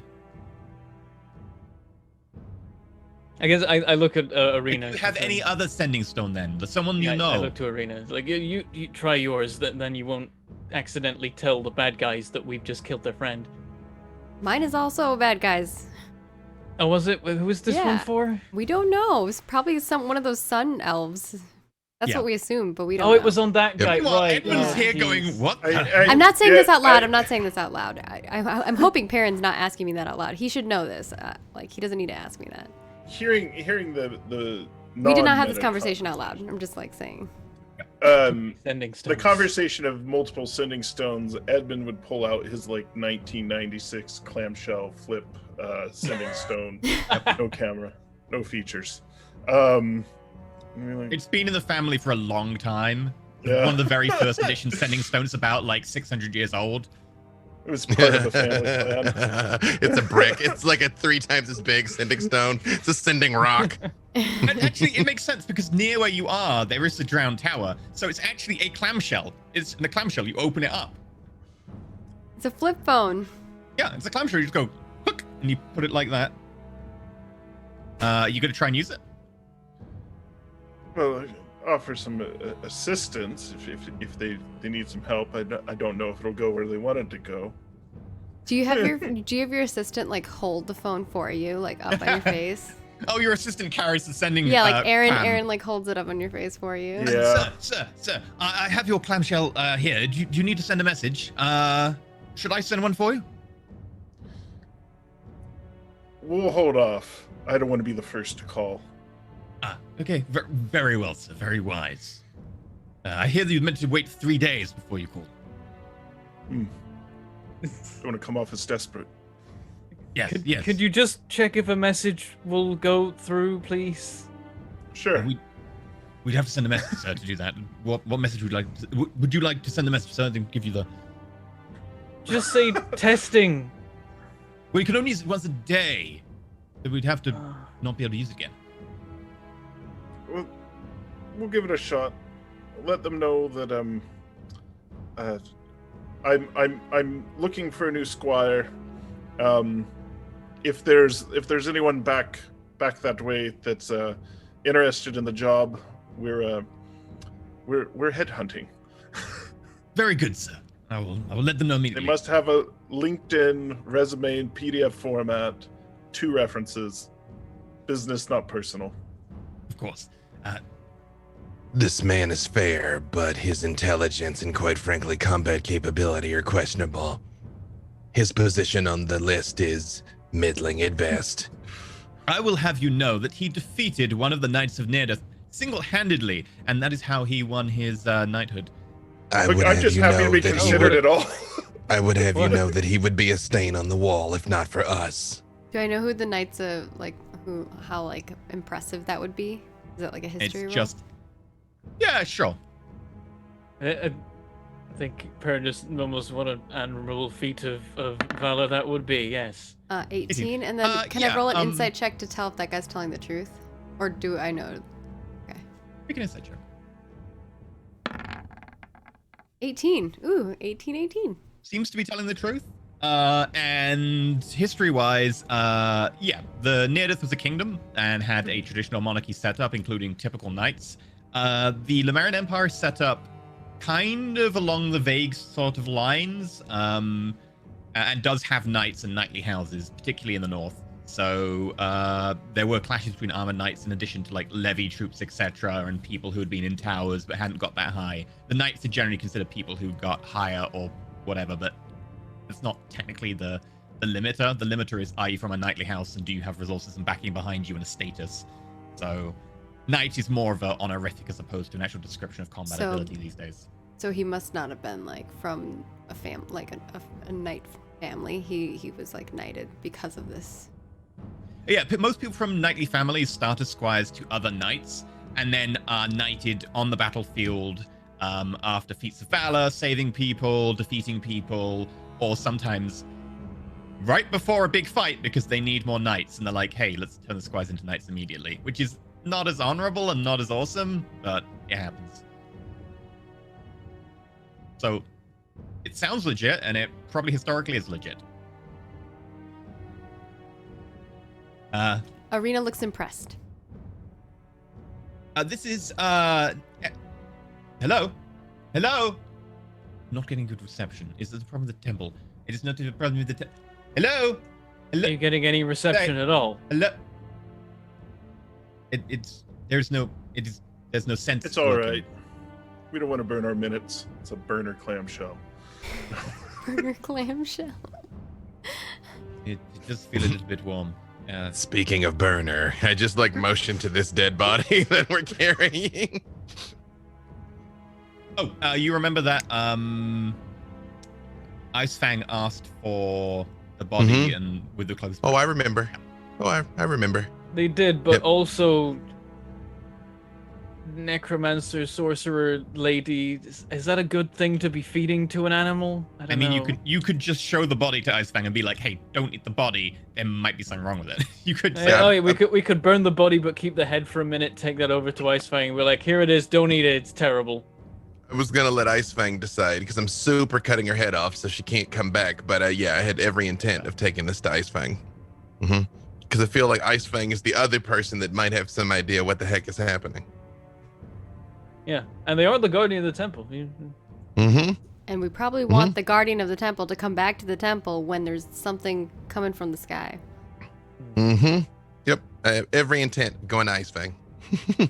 So far we know that the dampening effect prevents the magic stopping non-members of the temple from entering it, and also from sending stones sending. We know that your detect magic ritual worked, so it's not all magic, though perhaps that is exempt for some reason. Maybe they just do not want anyone to get any help. Perhaps spells are possible, but existing magical effects have been stopped. They said they couldn't. They felt like everything was still running inside the temple. They felt no lasting disruption. Well, we also didn't notice that the temple wasn't so freezing cold it killed us on contact. Then I'll take time to identify the other item as well, the 2 rings. which ring do you want to know first? The plain blue iron one band with the or the- sparklies in it, of course. Can she be doing white identify silver like one. on my shoulder as we're like trudging through the snow? I mean, there's no pressure right now, so you'll complete it whenever, regardless. So it's no worries. It might take you like an extra 10 minutes. It's like halfway through. There's this like slight stumble, and you miss your words, and you drop something. You're like, no, I have to start again. Apologies. The white silver one with the blue gem with a small fire in it is a ring of warmth. It gives you resistant to cold damage. Does require attunement. Which, from what the priest said, they said that the clergy of Oril are resistant to cold, and that's partly how they can just walk through the defenses all the time. Mm. And it So might she just be a wasn't ring. actually part of the clergy. Or oh right. Yeah. Yeah. I look at Edmund and I say, we made contact with Isitena, the wolf protector of these lands. We promised that we would bring back proof that we had slain its enemy. I think that's Sir Rahel. Is that what I'm supposed to call you? Or do I have to say the whole thing? It could get exhausting. I will not be saying the whole thing. Do whatever you feel most comfortable within your own abilities. I am a knight, whether I'm called such or not. Also, we could like call you Eddie or something. Actually, when he says Correct. I'm a knight, whether I'm called one or not, I kind of stop and I look at him and I just go, I respect that sentiment. How differential of you, sir. I think Perrin goes, well, you're a knight if you act like one. And I say like, And What if we call you Eddie? that'd be sufficient. And then I look at Perrin and I look at the hilt of my sword and I say, I'm pretty sure I have. I suppose it depends on who gives them out. So, my druid senses have told me it's gotten much shadier out here at night. rude. Um, Arena kind of like looks at Perrin like he's acting a little strange. I will let you know that Sir Edmund Highfell's knighthood is honored by Empress Lion herself. Ants. Arena And, looks. Arena is impressed. And his I family. just, Oh, I just say case in point and set off again. yeah. Oh, Arena Yeah. also looks I- weird. Over like I think her and the squire are both looking at Perrin a little odd.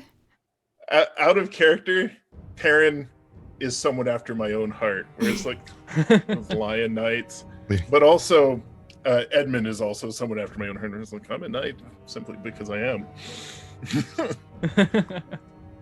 I love them both. I'm back in parents' play on all of this.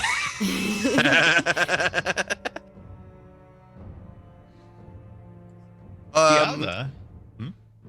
other. For me to cast a ritual spell, I have to stand still, right? I mean, typically, vaguely, you have to vaguely have not walking, but I don't mind if there's no pressure. Might just Well, take a it's few more just- minutes. I would like to. Well, actually, I think I still have a spell slot left. I'll just cast Speak with Animals and just kind of let any birds or things that we see tell Isitena we're on the way. You know, like make it known we're coming. Okay. You Yeah. cast it, and you notice that owl just hanging around. Hey, it's the same owl from before. Ooh. Stay close. You might get some juicy eyeballs. I hide my eyeballs. Not her eyeballs. These But eyeballs we are don't know sacred. what Gatton said, right? So Oh no, I guess technically you don't. I don't. Yeah. Yeah. You can understand what Gatton says, because Gatton says it, it's magically translated well, to the animal. Are Okay. are owls like small beasts? So I guess I would kind of know a little. Owls are small beasts, so you would be able to vaguely tell. Yeah, I won't know. No, like, you would be able to intricacies. vaguely communicate with them, Yeah. but you're communicating in a different way. Like you're just Yeah. talking and you're like vaguely getting across the words, whereas like Gatton is. I straight get up the speaking normally, body but communicated language. into- Right. vibes. Right. The owl just starts flapping after and following you a little bit. Yeah. I do. So are we gonna take the whole thing or just the head? I would like to take the whole thing, because even if we're gonna like burn her or whatever, we could do it there. And I'm think. gonna identify obviously the second ring as well because it's a bit of travel. Yeah, the second ring is easy to do. You don't recognize the ring from any sort of tower. You know its abilities from the identify spell, but the name would elude you because it's not a tower item. This ring, I can tell you its properties. If you take it off, you die. If you hit 0 HP while wearing the ring, you die. I don't want to wear this ring. I'm gonna offer this ring to someone else someday. Aaron. No, sorry. I get. Does Arena tell us? Yeah, I tell you guys what both of the rings do. And when she describes the cold one, she's like, That's probably not in there. Otherwise, they would not. She would have been too cold. I suppose you have to be a true believer in oral or whatever for the protection to apply. What about us? Oh, maybe our cloaks. The temple's magic is broken. I suppose it already was. We were able to go in while the ritual was ongoing. No, I mean, I think it's because we have our clothes. No, magic this cold was resistant clothes. this was magical ice. These clothes, while well made, should have been no defense. Everyone here is wearing coats. Yep, I'll let you know mechanically. Having resistance to cold or immunity to cold means that you don't suffer any penalty from temperature, unless we're talking like ridiculous extremes that actually is straight up damage. Like, you can walk around in minus 100 and not care at all. You can be wearing a t-shirt, etc., and that's kind of what the Clergy of Oral can do. So you, even though you're wearing warm clothing, would know that it's freezing. You just have like advantage on your checks and stuff. Yeah, so the reason why we were able to go in was because our clothes, right? Like our jackets. No. Oh, no. Okay. It was magical freezing that like Yeah. would made it insanely cold and Yeah, So the it clothes should have wouldn't killed match us and it didn't. Yeah, because I everyone wasn't here has getting on that, winter so clothes. that's why. Yeah. Yeah, so they live here and it's winter. FYI, if you do want to go back out into the forest, bear in mind that you're getting towards the end of the day, so you really should be sleeping soon, and also your HP situation. we could You turn in might want first.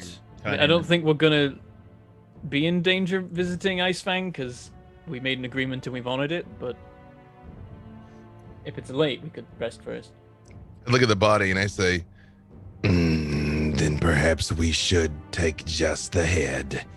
I do not relish the prospect of sleeping near this corpse. Sounds good to me. I immediately like Yep. go to just. Like there's the deadly death drop. I saw my parents can see. Yeah, Edmund, and both of your burn. new compatriots very happily lay into this corpse they were carrying. And burn the body. Burn the body. Perrin like he is very satisfied to just take the head off. Yeah, we're side legit. Karena's a little uncomfortable, but Yep. she also knows that person did a lot of bad stuff, so. You easily find some kindling nearby and just nick some from like some stuff out back of a house. Just make a quick pyre and burn the body. I do actually say some form of prayers over her just because, you know, that's how you get ghosts. Like, she's a terrible person, but, you know, her time here's done type thing, you know? Like, I don't actively attempt to desecrate her, you know, her transition to the next world. I think Arena says a prayer, but not necessarily for her. It's more for like the town and the city. Yep. Because whatever's Yeah. coming out of that gate. She's hoping the I Raven think Queen Perrin. will not let it happen. I guess Perrin would actually like he would make some kind of prayer, but it would be about like, you know, justice has been done kind of thing. In your name, Erithis. It's just quiet one to himself. You feel a very slight warmth in your chest. I was like, did I accidentally put that ring on? Oh, no, never mind. By the I time offer- you As long as I don't finish, accidentally do put the off- other ring on. I do offer the other cold ring to someone if someone wants it.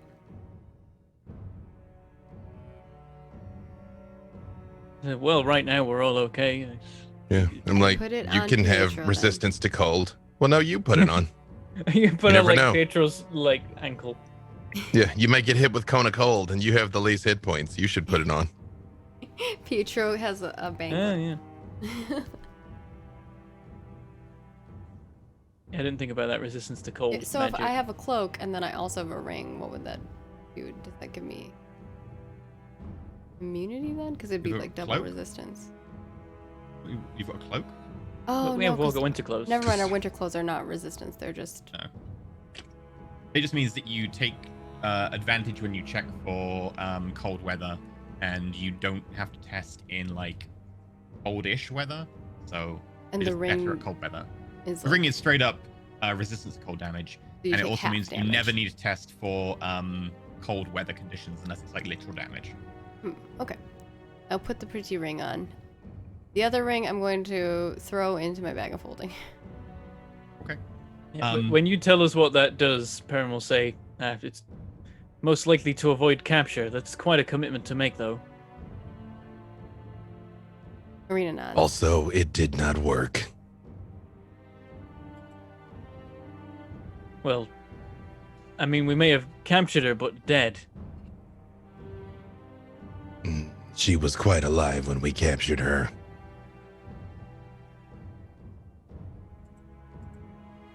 I'd call capture a strong word in that situation.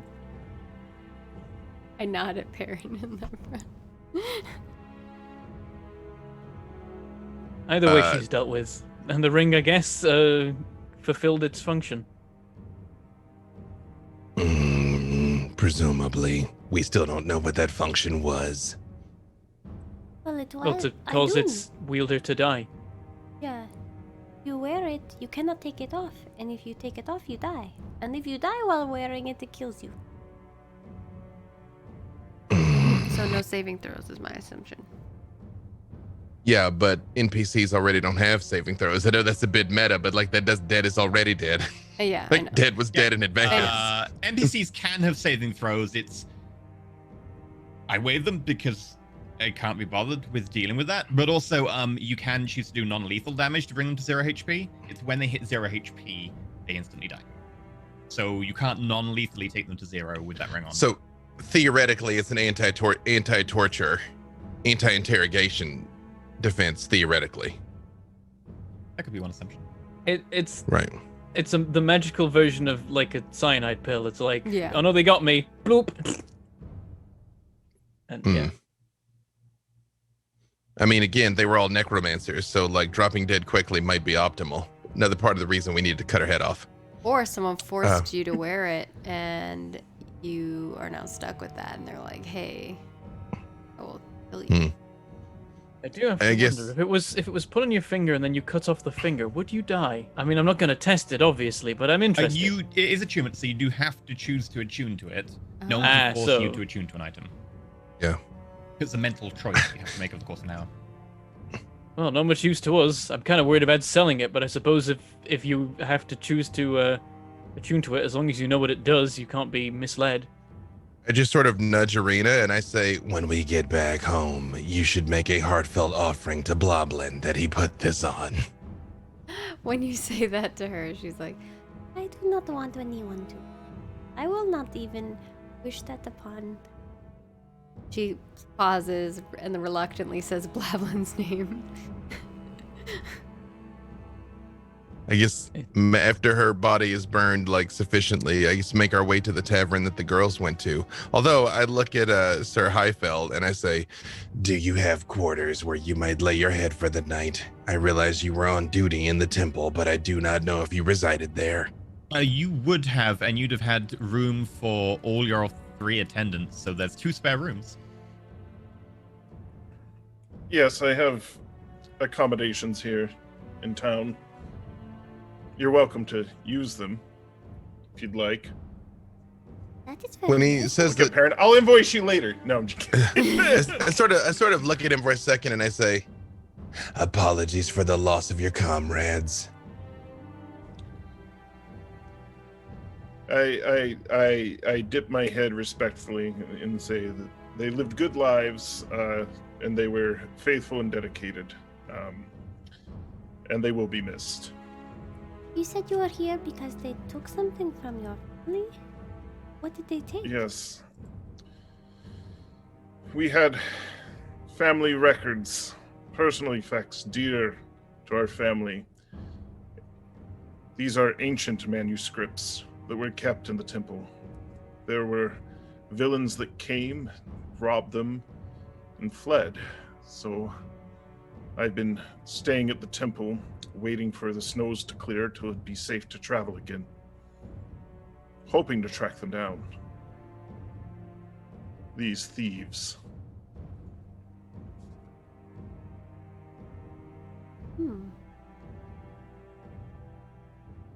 I'll hopefully they have them.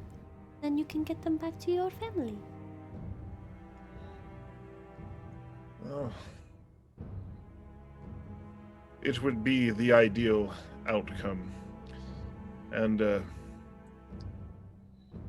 if I can be of any service to you 3, 4, as I make note of your companion hidden away,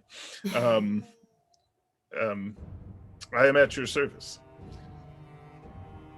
Well, that is very It nice. may be. Isn't that very nice? Arena says, looking at everyone else. I'm not much a believer in fate as I look at the ring that was left to me, but I feel I have yet a part to play.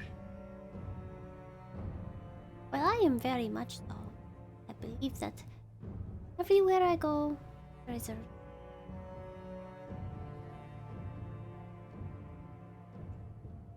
What? Yes, that reason is usually that I carried you. No, because of that. Because it is our fate.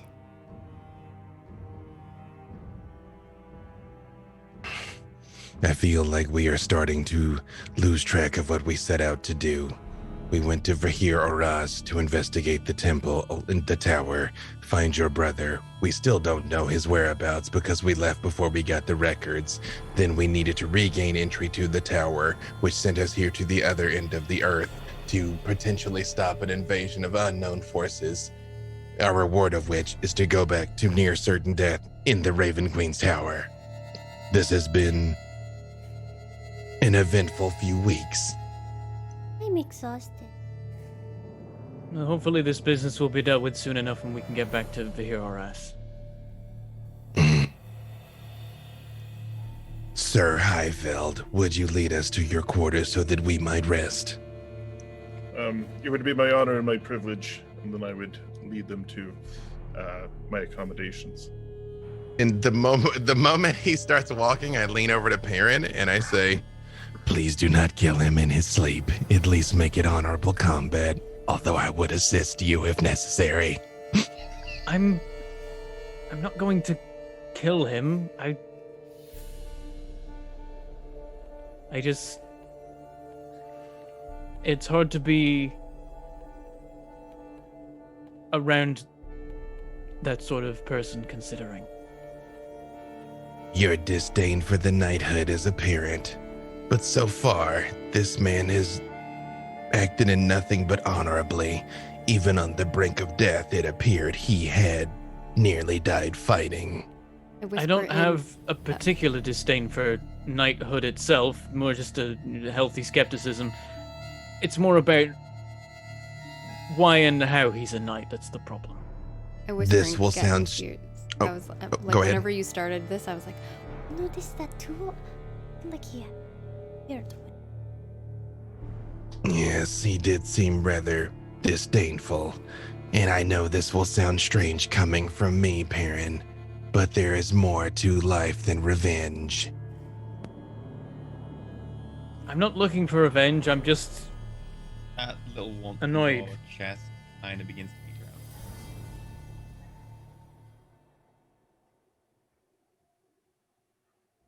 He seems helpful and like he's going to be of use, so that's fine.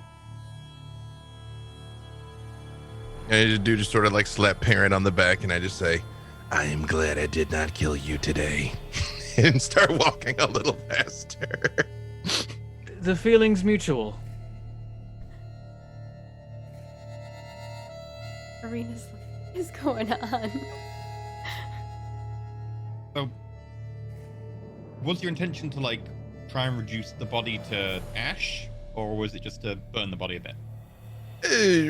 Reasonable non-resurrectability. Okay. It's a pretty big stack of wood, so it probably took you like an hour or two to really set that up and then make sure it burned down.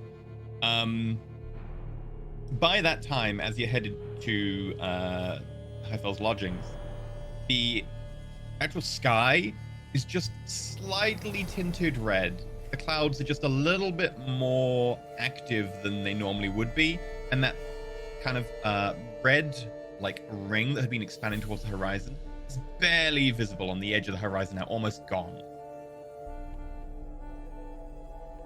Situation is progressing. I'm not sure whether this is good or bad. Usually not good. Nothing that involved that much bloodshed could be positive. It was the most Of course. horrific thing I had ever seen. When we do get to Sir Highfeld's home, if there's any windows, when I go into sentry mode, I go into sentry mode facing a window. So like if something crazy happens, I'll be able to see it. When you get there, it's actually like a little home that has been just rented because, as I said, quite a lot of abandoned buildings here. Belongs to the inn across the road. There's one master bedroom, which the Highfell has his belongings scattered throughout. And then there's a second set of rooms, which consists of 2 rooms with 2 beds each in them. And then there's a big common area. Edmund has an Airbnb. Basically. When we get it, like, is there like any kind of backyard to this place? A little one, not much of one, but yeah. Okay, that'll do. Like when I get in, I hold up the head of Corey, and I'm like, I'll go put this on ice. And I go outside and I put it in ice.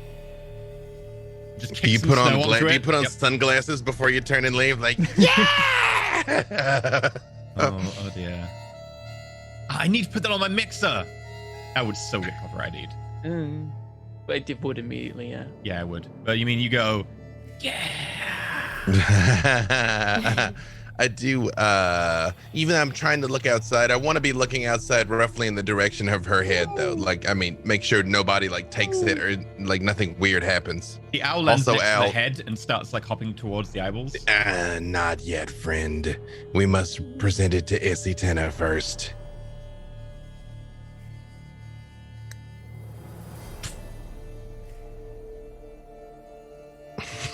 Elsa. Okay, and with that,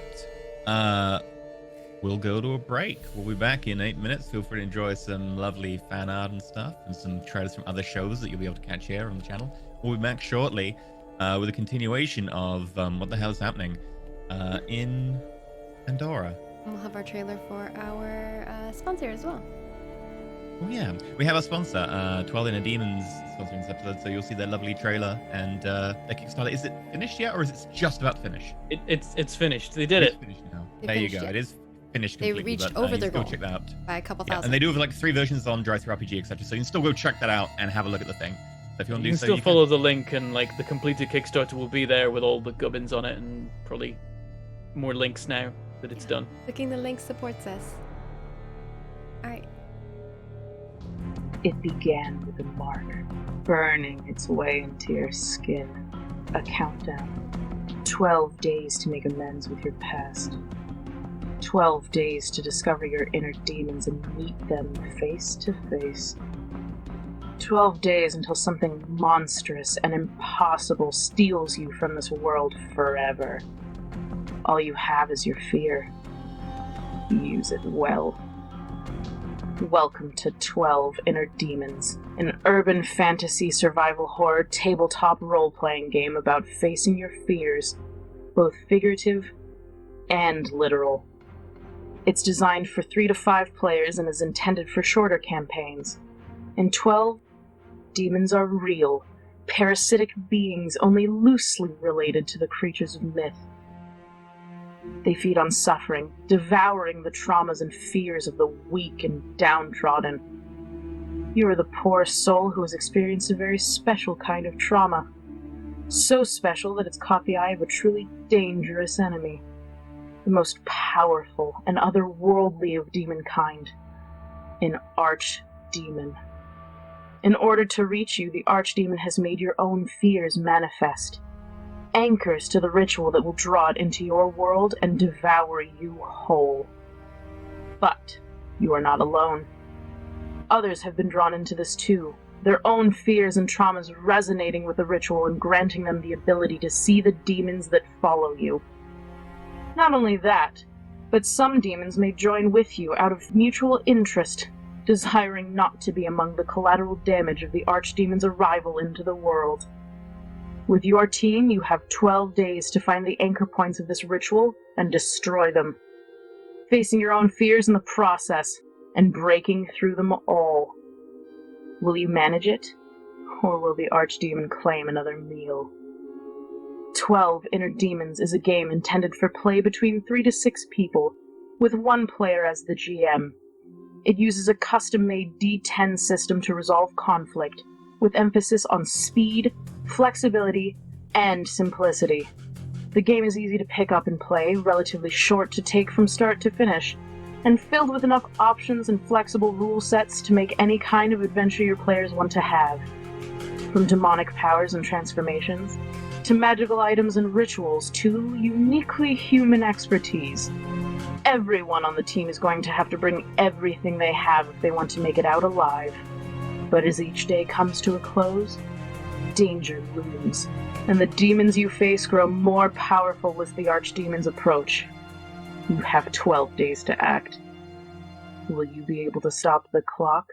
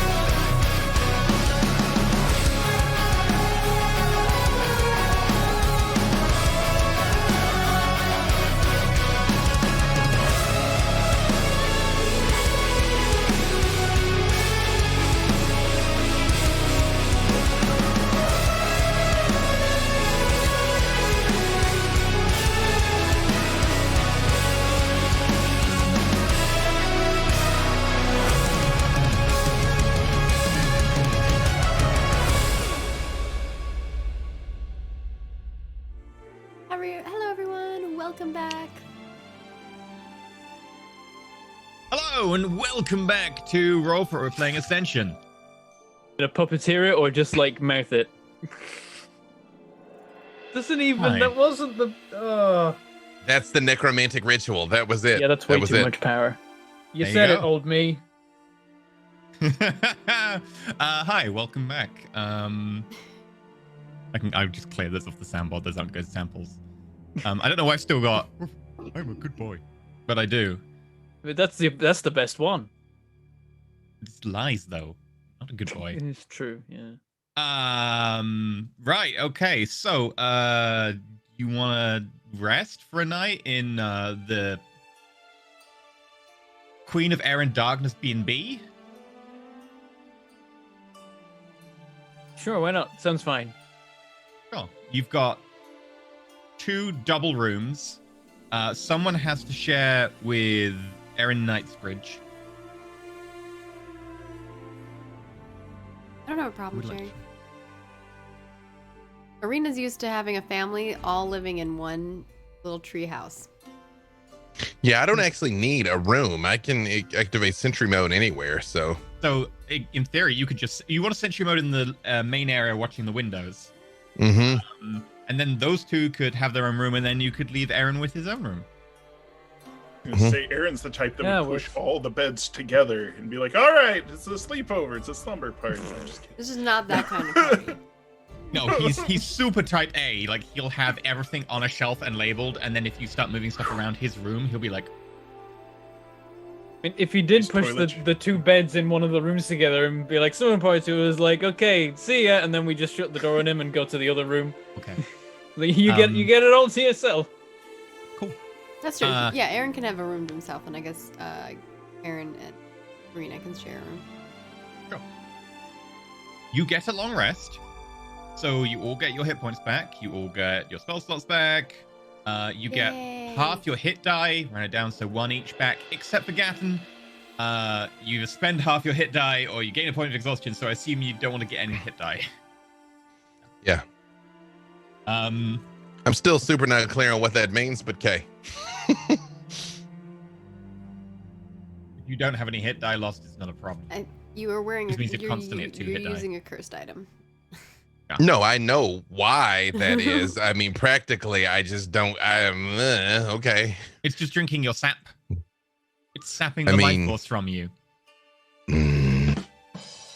Delightful. Yummy. However, do I have time to repair Engelbot? oh yeah, you can do that during the long rest. So at some point during the night, you get up to your watch hour where you don't need to be asleep, but you can do light activity, and I'll let you just rebuild the pangolin.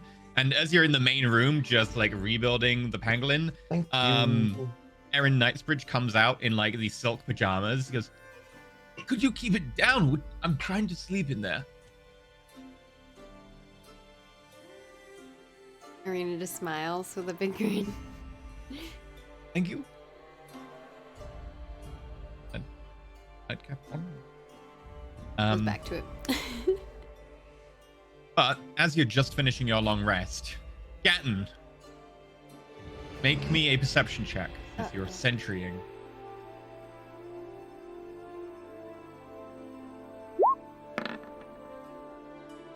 Nice. 17. Mm-hmm. Vaguely hear like a rumbling growl. You can just almost see bits of snow coming off the edge of one of the roofs nearby with a shudder and falling to the ground. And the slight snow falling down is disturbed by the passage of something. Come out of sentry mode and like go over to the window and look. As you look out, a giant muzzle presses up against the window and moves along until one of the giant eyes of a very large wolf looks down into the window at you. Oh, the goodest boy. I go outside. I have found you. Have you fulfilled our bargain? I clear away the ice where Perrin buried the head and just hold it up. Your people have been avenged.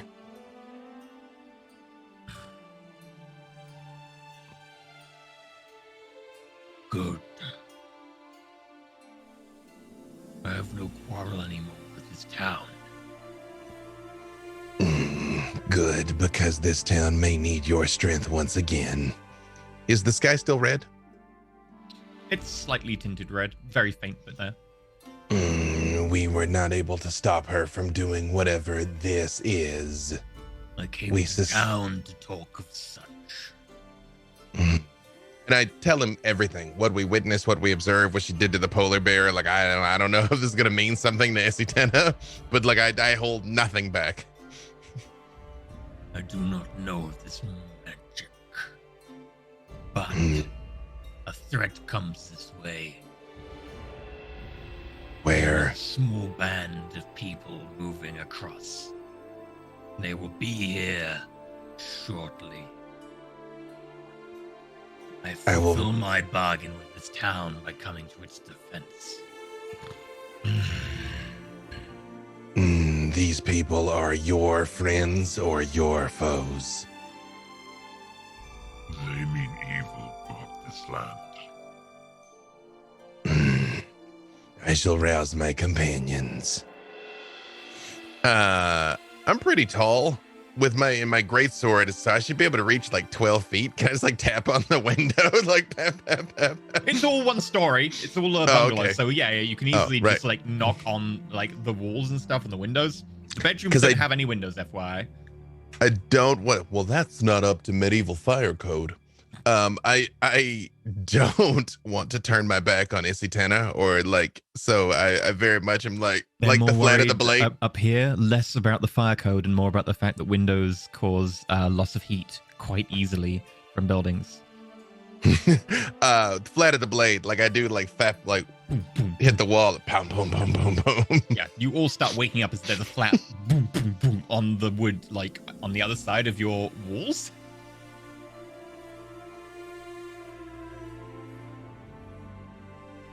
Huh. We're gonna like jump out of bed. By the way, as part of my long rest, is this after the long rest or is this during actually? This is after. You said we got the rest, Okay. yeah, like yeah. I swap out the spell heroism for protection from evil and good because that feels like it might be useful today. Yeah. Edmund would want to see what it is, or send Aaron to go see what it is. Very well, sir. I will go check for you. Do I get a sword now? Do you need one? Right, you are, sir. I'll be back shortly. He opens the door, sees what's going on, closes the door instantly. There's a very large angry wolf outside, sir. Friend of anyone in here? I make my way out from our room and go down. Yeah, I follow. Step outside to notice that Isitena, your large winter wolf who you made a pact with, is outside with a head at its foot. 1 foot like paw resting on top of the head, bigger than the head. I look at Perrin and I'm just like, Well, I guess we don't have to go find the big wolf. Guess Companions. didn't want to be kept waiting. Companions. Someone stalks towards this town. Ah. I am here to honor my defense of it. Well, what is the nature of this someone? Is it multiple someones? People. I believe they landed on the other side of the peninsula in one of their wooden horses. We have gained the acquaintance of a knight and his squire. I will see if they would be willing to assist us in the defense of this place. They have a wooden horse? You mean I a think ship? he means a boat. I just push the door open and I say, Sir Highfell, we depart immediately in defense of this town. Will you join us in glorious combat? May the combat be most glorious. I would start suiting up my armor, but it's Aaron's job to do that. Very well, sir. I'll help you on. It will take 10 minutes. We're better with it on. Marina's like, Maybe we should build a boat that is like a horse. That would be really cool. It would be exciting if it was a horse they had used, but I suspect not, considering it wouldn't be the correct use of that strategy. the Trojan horse. Nice. Like generally, you would have the horse brought into the town, and then you would emerge from it. Landing it far away and then marching to the location would negate the point of the wooden horse, unfortunately. Although they did slip in undetected, so it That was is not a true. completely failed stratagem. Also, you've got Navigator's Tools proficiency, Baron. If you land on the other side of the peninsula from here, you don't have to go past the Bright Cities. Doesn't mean you need to walk across a lot of open, snowy terrain several days. Mm-hmm. So, what direction? From what direction would you? Oh, does it mean like from like the Dead Cities kind of direction? But then you can North. just like East. They'd be coming from the northeast-ish direction. Where do you mean exactly? I'll drag them into the map. I was thinking like longer distances. Like, is it Dead City sort of direction they came from then? That's most likely. Or Northern Lumarian. It could be Northern Lemurian. It could be further around.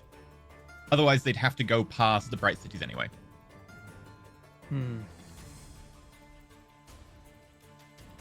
I think in that case, it seems that the magical effect was simply to reduce protections, or remove them on the town, or specifically the temple. And now that those have been removed and the appropriate people have been informed, they are moving in for an invasion they have presumably been planning for some time. Yes, thy consensus effect on my domain. It is some sort of blocker. It's preventing contact with the outside world. What I thought. Are you aware of any particular enemies of this temple and yourself? There are some who would have dominion here. Enemies of my bloodline, perhaps. Those kin who once created us, ruled us. The giants, perhaps. There are others. Your god of this temple, she has enemies. And there are many who would devour her power. Do you know what manner of creatures march upon us? Or simply that they are closing in? They are closing in. Did you My see ability what- to sense further is limited by this. Miasma. Did you see what kind of horses they were on? Sometimes they have flags with symbols on it. I did not see them with my eyes. I saw them with my senses. The pact I made here.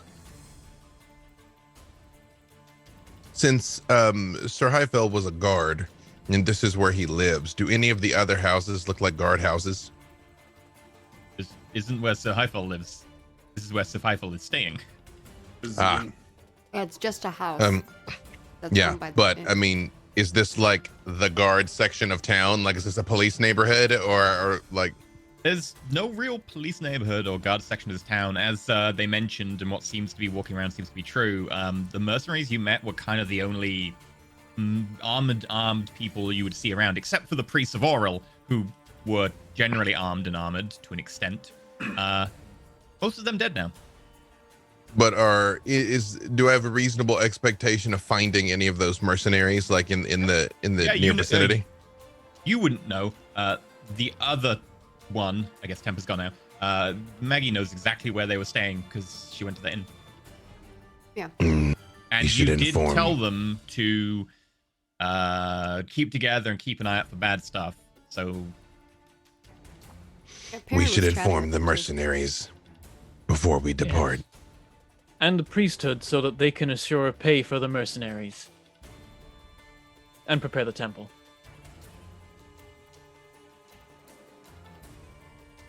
I lean over. Yeah, to but soon. the cat and him. Don't they big wolf will let us ride on him? I look at her and I'm like, I am willing to inquire for you. He smiles. I just look and I say, oh, great wolf, would you allow my small friend to ride upon you so that she might safely be delivered through the ice and snow and treacherous conditions of your hallowed domain? I will not submit myself to any two-legged walkers. You can trudge the snow as your creators intended. Well, let's get to trudging. Yeah, as soon as he's dressed, roll. But I do want to pass by the inn and let them know, because the mercenaries can take it up with the priests. Like, hey, by the way, battle's coming. Make those people pay you. We're gonna. We may need to organize a kind of layers of defense. First of all, we try and protect the entire town. We, if necessary, fall back to the temple and then retreat further inside if we continue to suffer. We'll need barricades, that kind of thing. Are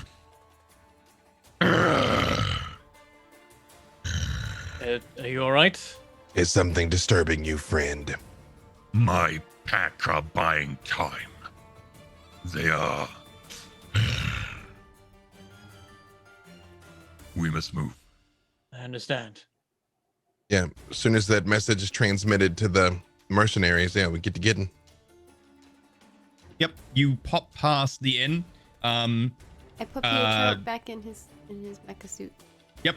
The mecha suit is almost good as new. You can see like patches where like the paint's been scraped a bit and hasn't been finished and finalized, and like there's definitely marks where it got hit, but it's almost good as new. It's really hard to see those, especially as it's moving. But put Perrin in. Pietro's and not Perrin. Put Pietro in. I shrink down and climb inside. Yeah, that's way too much power. God damn it. Yeah, you put Pietro in, and there's a.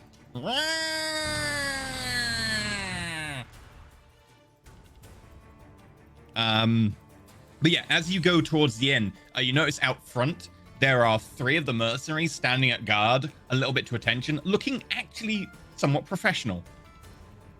As they notice you, there's a little bit of a wary eye, and one of them kind of like nods a little bit as you start walking towards them. The moment has come. The enemy that was summoned is approaching. What's going on? And why do you have a giant wolf with you? Is that the one that was killing everyone? He is the protector of this village. That giant wolf was me. Okay, what? This guy's obviously like just a sentry guy. He doesn't know what's going on. Hasn't met you before. He's just one of the 16. Take me to whoever's in charge. You'll Varnen. I'll be right back. Tell him it's urgent. Point out the wolf if he is slow. Yeah, that I will. If he is slow, he may ride with us. In my jaws as I snap his bones. Okay. Takes about 30 seconds before a half-armored Varnen shows up, like still buckling bits on, comes outside like... Alright, what's going on here? What's the problem? We need to mount a defense of the village and of the temple. An enemy approaches. Luckily for you, some members of the priesthood survived, and they do have access to the funds the priesthood had stored away. I don't know how much they have, but I'm sure they'll pay you handsomely if you defend them and protect the village and themselves. How big an enemy? I mean, we're only meant to be... We don't yet know, but as it is, escape is not really an option. There is one boat and an entire village full of people, and if you try and get on the boat without the village full of people, I'll make sure it never leaves port. Make an intimidation check. I think currently Can I your giant assist? wolf. I think currently the giant wolf is assisting, so use advantage. I'm gonna need to have a conversation with Aaron's when we get another Oh, he's chance. definitely changing. Yeah, he's been getting 18. sassy. 'Cause I'm not having these people abandon the villages. Screw that. Alright, I'll have a word with the temple. Sure. Where do I meet you? Probably I at the feel- temple. But I feel like it should be difficult to miss us when we return. We ride out to gauge the strength of the host and engage them if necessary. If we have to fall back, be prepared to reinforce us. Right. Okay. Alright, lads, we're all setting off. Get everyone up. And just walks back inside, shouting orders. Yep, look at Icy Tenna. Let us proceed. Okay. What did he do with the head? Did he leave it there? Did he eat it? Did he take it with him somehow? As he walked away, he very dismissively, the one paw that was lightly resting on the top of the head, he just walked by putting his weight onto it, and the head just went. And it, there's a couple of inches of snow, so it's hard to see exactly what happened, but the paw went down into the snow.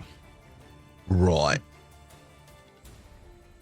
There is actually another thing Perrin says. Like he'll grab one of the guards before they leave and say, "Is there any kind of formal leadership structure in this town? Someone higher ranking we can speak to?" Yeah, the priests, whatever, they basically run the town. I suppose that's it then. Yeah, there wood is, law and everything here. Cuts out one step of the process. Okay, let's go. You already knew that, though.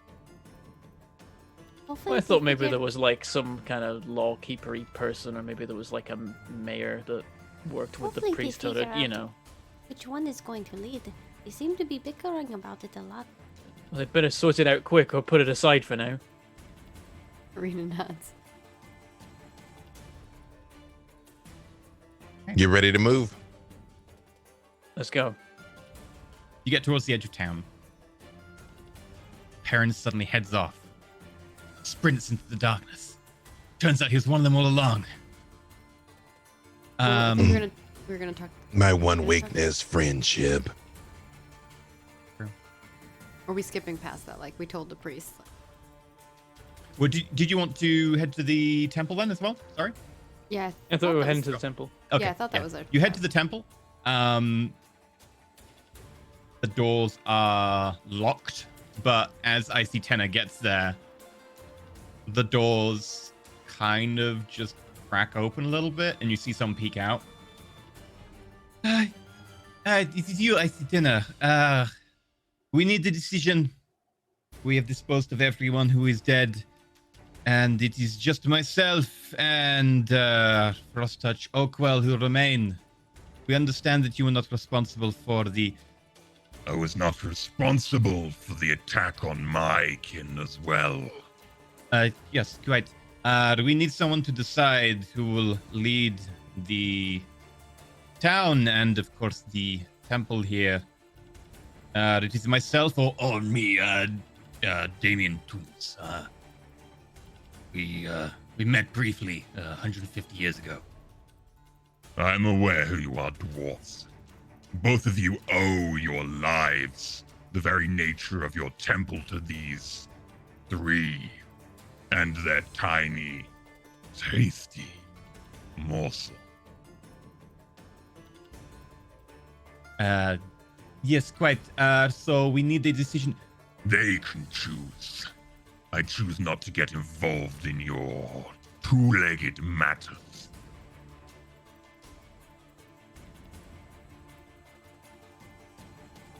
They both look at each other and there's just a silence.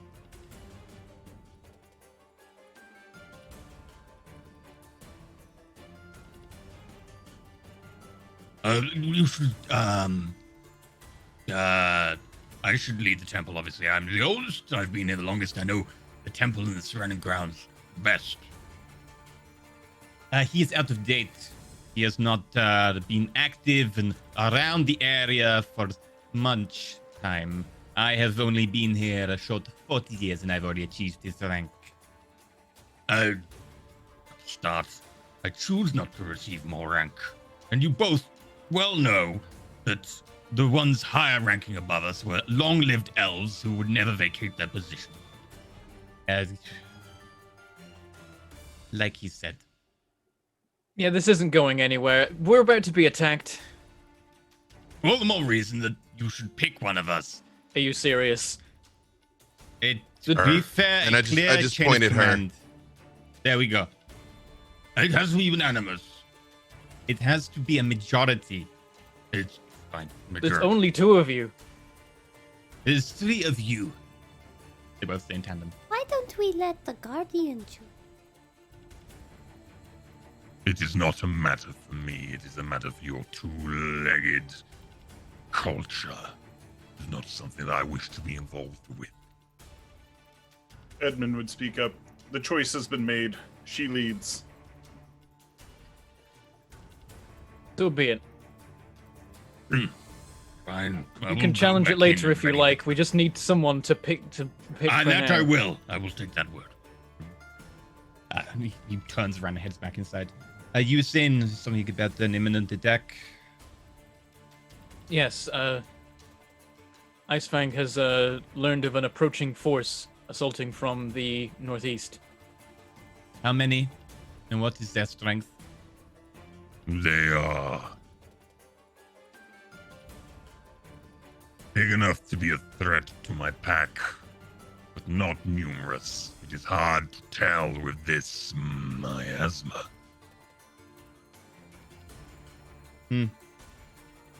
I do not know what we can do more about it. I could round up some of the citizenry and try and enforce them into a militia, but that is not what I specialize in. They should at least be warned, and those that wish to fight may be able to find some role. And the mercenaries that were brought into town are still here and willing to fight for coin, of course. They're getting ready. Mercenaries can be fickle, but we will try our best to persuade them. Doesn't matter how flighty they may be when there is no option for flight. That might be a good idea. If there are no boats in port, then they may not leave.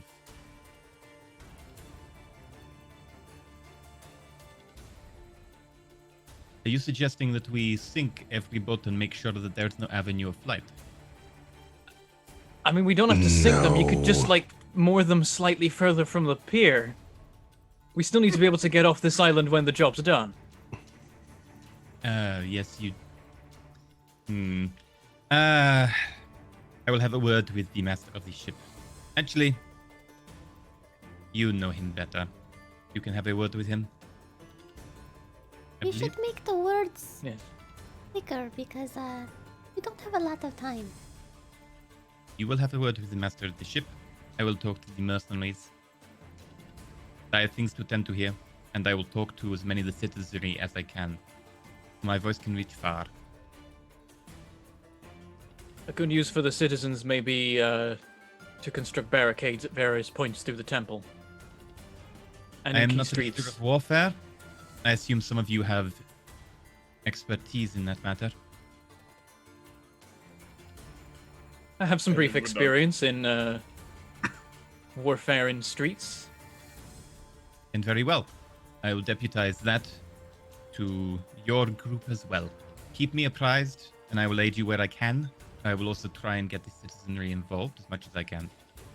We are imminently departing to face this host out on the icy plains. We cannot be both there in combat and here constructing barricades. A recon in force.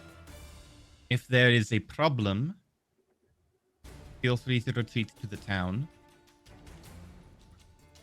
and we will face them here amongst our streets. And that will maybe negate their advantage in numbers. If there are not many of them, maybe you can deal with them yourselves. The temple will, of course,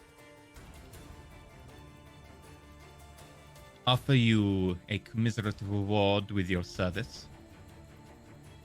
Commiserate reward, not commiserate. Sorry. Just be prepared for when we return.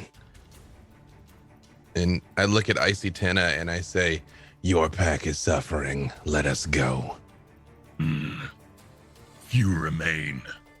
We must make haste.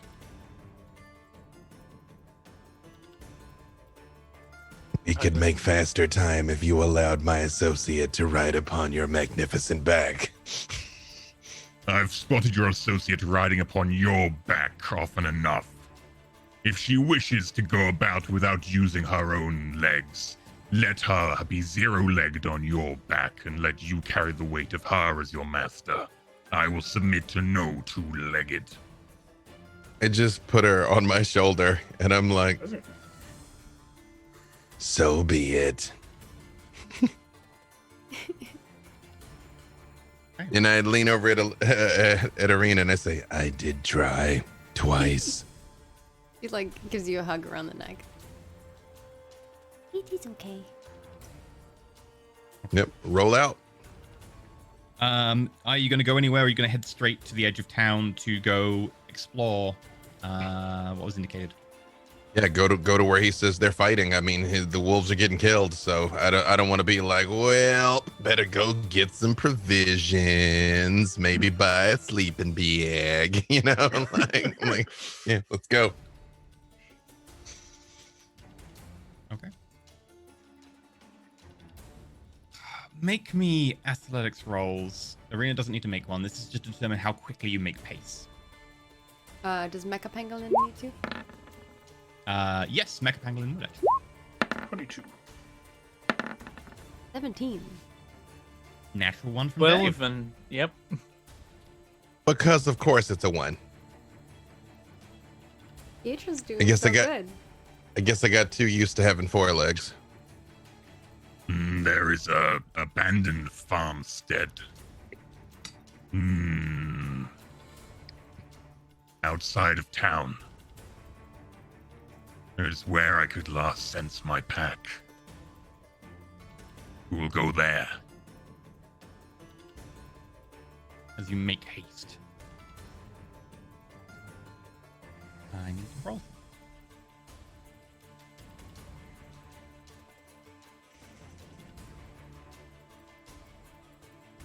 Feel free to make small talk along the way if you're worried about Aaron being vengeancey or something. I don't know. Yeah, I think I'm gonna have a talk with him privately. Sometime. Not whilst we're traveling toward. I don't want to like Imminent death. Or, fuck with his yeah. mind while we're What time of day is it? morning. I mean. Late morning, because you were very late in the night when Okay. you went to bed, so it'd be like midday-ish. Like as we make our way out of the village, or the town or whatever scale it is, I definitely want to try and warn people as we go. Okay. You hear a booming voice several times as you're headed out of town, telling people, which is a. Excuse me, everyone. We are about to be under attack. I will need everyone to report for an emergency town hall in front of the Crystal Temple. I need to be able to allocate people safe harbor places that will be outside of the fighting, and I need people to volunteer for the militia. I need everyone to, and you hear this like several times repeated, slightly different intervals, booming out very loud. Excellent. Like, as people start heading that way, I'm like, take carts and stuff. You're gonna need to overturn them and block roads. Make me a leadership command, persuasion, I guess, or intimidation. You can do either. I'm better at persuasion. You have a giant wolf with you, but I don't think that would give an advantage when you're doing many people telling them something complex. Yeah, and they recognize the wolf, right? They've probably seen this wolf before. Yes, but they also know that recently it was murdering people, so. Yeah, true. I mean, the murdering is strong. 8. Most I of them got are a over. +5 and I rolled 3 Yeah. on the die. Most of them are over like overly concerned with the whole, hey, we might be under attack, and they're kind of confused and not paying attention to the exactness of what you're saying, they'll still turn to the town hall and stuff, but they probably won't take carts or something.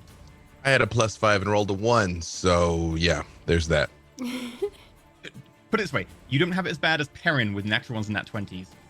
Perrin has the worst stats by such a margin. Ridiculous. You're a 2-for-1 ratio, Bentham. Is great. Okay. As you get to the farm, it will take you about half an hour trudging through the snow, few miles outside. And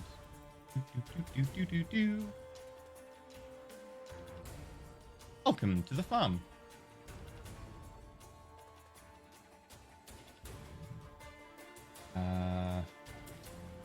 Dragon of a winter wolf.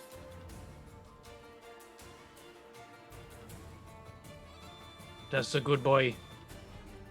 Hey, you were the one who solved the thing without murdering the winter wolf. You get a winter wolf. Yeah. Edmund would draw the sword Hey. early because frost causes blades to stick when you draw them. So it's like, it's cold. Lay it out. Hmm.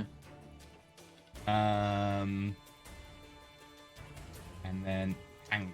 Oh, Shout out to Maximus, our homie, who ain't here. It's the frost that makes your blade stick. It was like, what movie reference are they going to hit me with? Oh, blade sticks. On my mark, unleash hell. Mm-hmm. right, Maggie, your pangolin is apparently still at -6 HP. We was the goodest boy. Penguins, what? Your pangolin is apparently at -6 HP. You want to just reset that real quick? Oh yeah. Right, what's your marching order? Because Gatton is carrying Arena. I'm gonna stay near the wolf because I don't intend to wild shape yet because I actually want to kill somebody with the reaping blade so I can figure out their language. Okay. Ah, smart. Yeah, I'm on his shoulders, and then Mecha Penguin's probably like near us, behind. There. And I'm okay Perrin being and on point. Edmund. You want to be on point? Yeah. Okay. I will follow close behind Edmund, keeping an eye on him. Okay.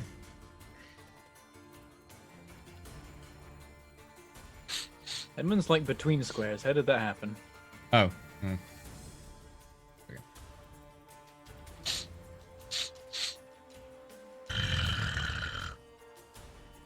There is blood on the air. Farm appears to be abandoned.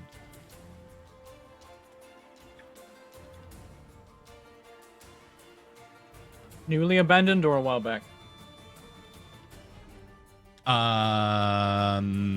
It seems that it was abandoned by people probably in the last few days, probably because they may have died during a wolf attack. Hmm.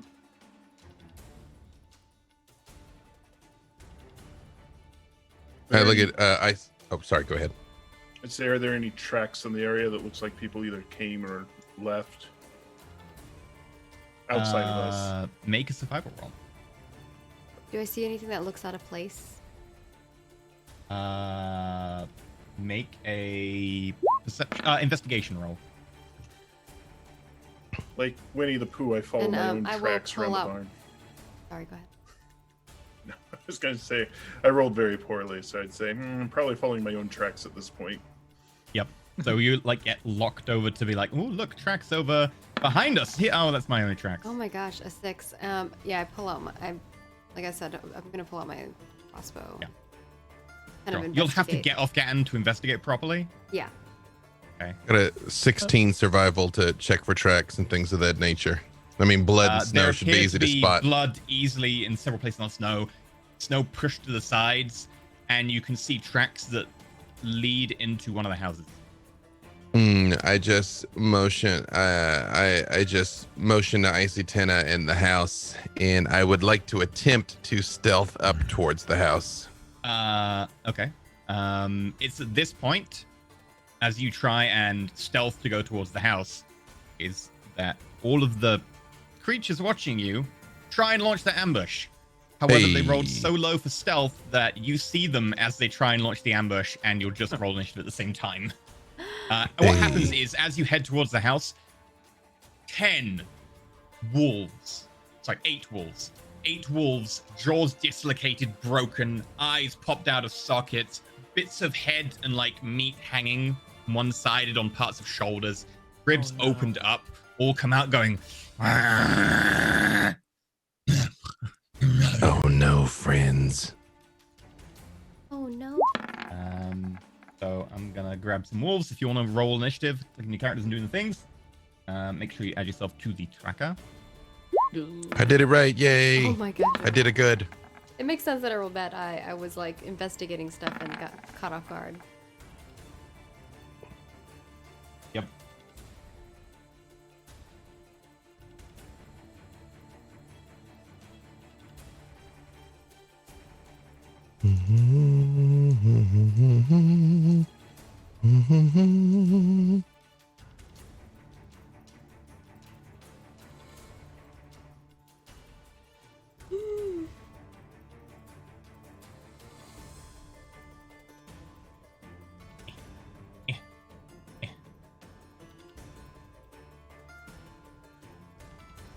Oh my. Desolate. Yarp.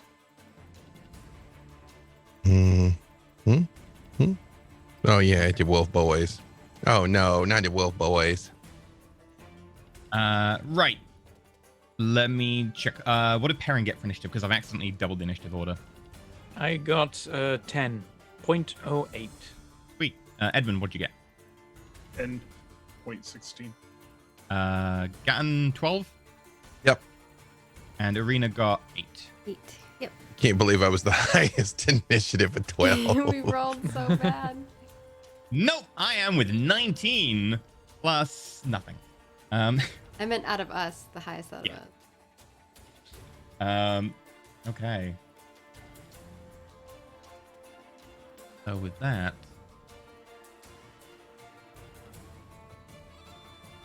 They undead goodness boys. No. and I need to roll for. We leave our Maybe it's the 10 that gets the 19 and the wolves get the second number. And unfortunately has a different number. Right. The wolves.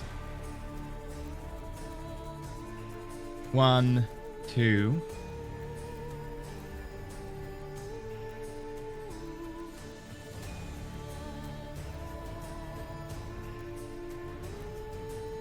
All my abilities are for doing lots of damage to one thing.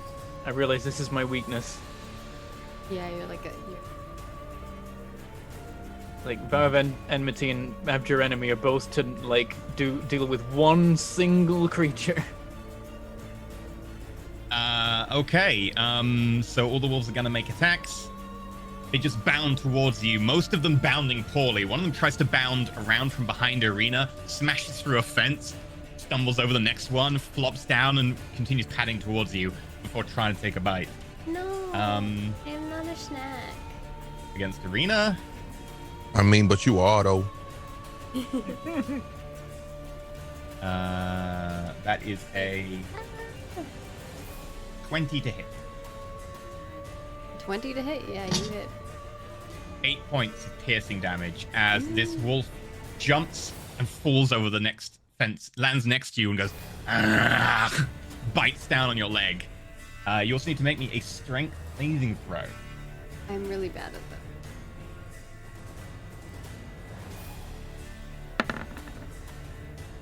You are knocked prone as it pulls your leg out from under you and you go down in the snow. Okay, Gatton. You are... Okay. Wait, is it my? 22 Oh hit. no. 22 hits. Yep.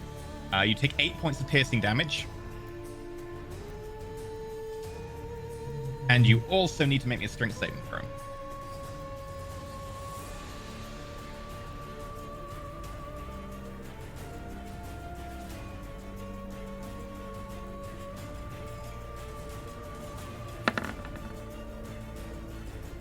Okay. You are not prone. The next one's going to attempt to bite you. 20. 5 points of piercing damage, and make me a saving throw. Strength again.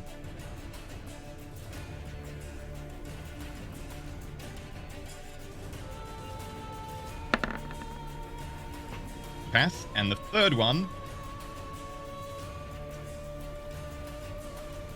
gets an 8. Just tries to bite you, and you just kind of kick it off. Perrin.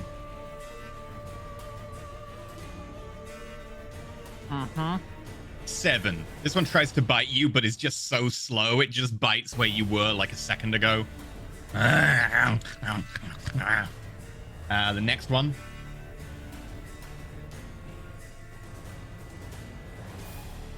13. Bites at your shin, ends up getting part of your greave and boot, but the teeth don't really go through the leather. Edmund. 7. I thought I was going to do well there for a moment, and now I'm just rolling terribly. This one tries to bite at you, but you just kind of fend it off. And then 14. This one bites at you, but you kind of bash it away with the shield, and it's kept at arm's reach. That makes it... Yeah, and you're up. I would like to rage.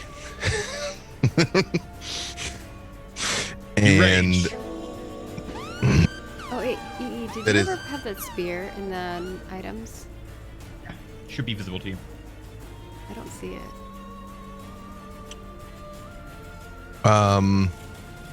So I always have some trouble with the oh shoot, I can't. I was gonna try and hit the one Living bladed spear, visible to everyone, currently in items, magic items. Living bladed spear. Man, I'd give anything for a thunder wave right now. I think this one that is basically just north of me, swing at that one. All right, go for it. Okay.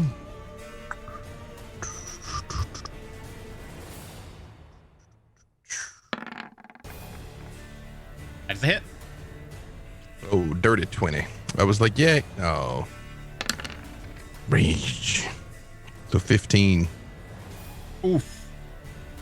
Cleaves into it, doing a huge amount of damage. You can see now as you like pull the sword out, it's actually cleft the spine in two, and it's only been held together by like the abdominal muscles and some of the organs, but it's still acting and moving. It's just the back part is like flopping around a little bit.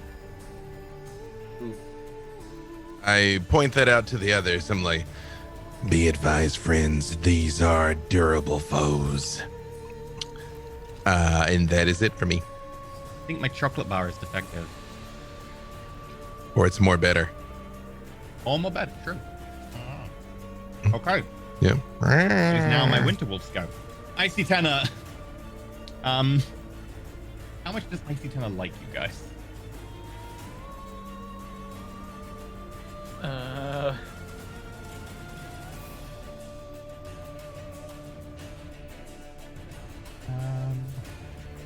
Well, hopefully he's horrified by the desecration of his friends and wishes to Right. do something about that.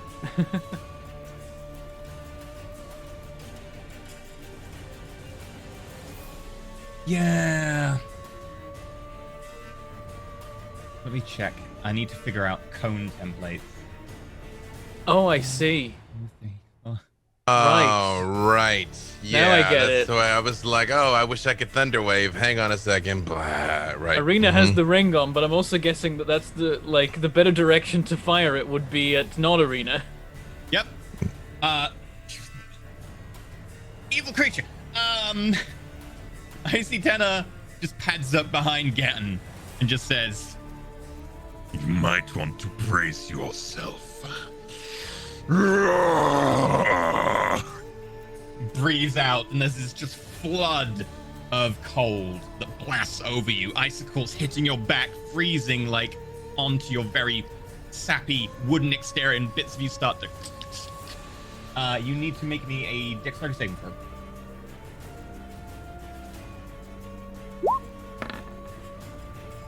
Oh no. Oh, no. That is a fail. So, this is broken. definitely broken.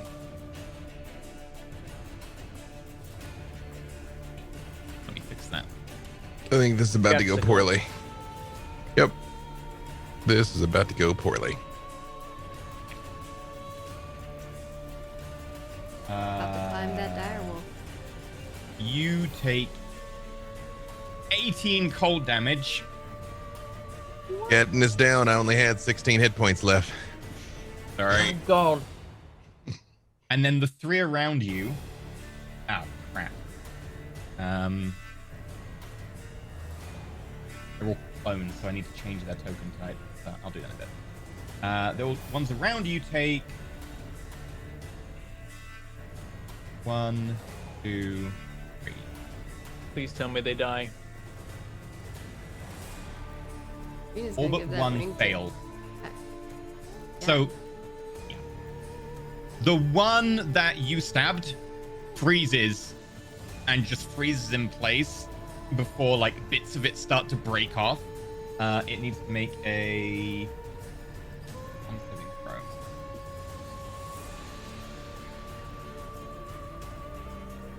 And it rolls an extra 1. And it just shatters apart as the breath plays over it. That one is now dead. And that is the wolf's turn. That makes it Edmund's go. Right. And while it's happening, I'm just going to quickly... Edmund will take his blade and strike the wolf directly in front of him. Single hand as he guards himself with his shield. Only a 10. Unfortunately, it just misses as you swing down, and it does hit, but it just bites into like the fur and doesn't really actually get into the meat itself. And it was a faint strike as he sets up using his action surge to swing again. Okay. And on that, he critical hits fate because is he is a champion. Perfectly done. And like this point, like it feints to the side, gets caught up with your blade, turns around at you, and as it turns around, you thrust into its open mouth. Roll the damage, Like and that, it is the crit. that first swing was to test your reaction time. 16 points of damage. Okay, minus 16. Yep. They're all linked. This is frustrating. Roll 20. Why do you do this to me? Okay, we're gonna keep track of their HP the manual way. So it'll be 16 points of slashing damage. I imagine it was sort of the old George Foreman, get him to move one way, then poof, off it goes. Beautiful. Like the sword goes straight through the bottom of its jaw, and at the other end it's like ah! And that was 18 and 18 up there. Okay. Perrin, you're up. Oh, they're both still standing. Ugh. Okay, I've got to help Gatton. You can move up one tile without taking yeah. an attack opportunity. Just I step up one, and then do I cure wounds, or do I just dump 15 lay on hands points? How much is cure wounds? 1d8 plus... 1d8 plus your spellcasting modifier. And I think we know Roll20 will betray us on the roll. Yeah, it literally can't be as good as lay on hands. But then if I spend my lay on hands, oh god damn it! I'm gonna cure wounds you. I'm sorry. I get it. Perrin leans down, lays his hand on you. There's a flash of like radiant gray white light. That's my cure wounds. There it is. It was hiding. He touches you for 5 HP. All right. That was not good. Well, thank you anyway, though. Hey. I should have just lay on hands you. It would have been 3 times the health. But it's so useful as like a quick boop. You're revived when like you just need the 1 hit point. And you could have used that spell slot to smite. But thank you. I'm alive. Thank you. Oh. Oh, who just nailed an initiative roll? The wolves got deleted, so I had to redo their initiative roll. Oh, okay. I edited it. Anyway, Arena, you're up. Okay. Arena is going to. Just trying to look. I can change my attacks the intelligence. Yeah. Instead of strength or dex. So I am going to actually use for the first time our living split blade spear. I'm really excited about. I'm gonna grab this blade two-handed. I drop my crossbow on the ground. Okay. You pull out this spear that's double your height and start spinning it around, the huge blade on the end. I'm gonna try to slash this beast that just ate my face, and I'm like, Okay. I know you're hungry, but I promise you I'm not that tasty. Oh, do you want to stand up? oh yeah. Oh, does that take my full action? No, Or it I takes just half my your move? movement. Just You're my half my fine. movement. Okay. Yeah, I don't plan on moving anyway. Yes, I stand up. That'd be crazy. Oh my And god, no. unfortunately, you just miss. You're not particularly used to the spear yet, especially I'm not in not. combat the first time using it. And as you attempt to slash, it's just a little bit too close, and you hit it with like just the edge of the staff, the pole, and it just kind of doesn't really do anything. But you almost hit it. So close. And then Mecha Pengo, I'm gonna be like, Pietro, help me! And Pietro's gonna move here. That's less than his movement. Fine. And he- You can't, because going through your friends is difficult terrain. You'd have to move to like there. no, he can move here and here and here, and that's 35. That's the edge of the building there. He can't quite get under there. Oh. Yeah. I guess he'll go here. I kind of want him next to me, but okay. Well, actually, he was here, right? Yeah. And you said it costs 2 to go through? It costs right? double to go through friendlies because they count as difficult terrain. Because the snow is hard to read.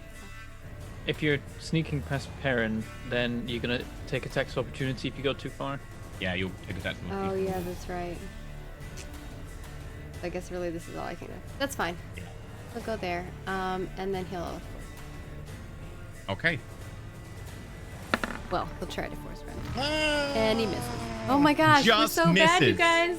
Oh, Oh, we're gonna die. unfortunately, like this is the luckiest wolf ever. Except for Edmund. Yep. Wolf Edmund, is you're moving up on the list. the only damaged one next to that wolf is Arena. So by instinct, it's just gonna attack Arena. Yeah, makes sense.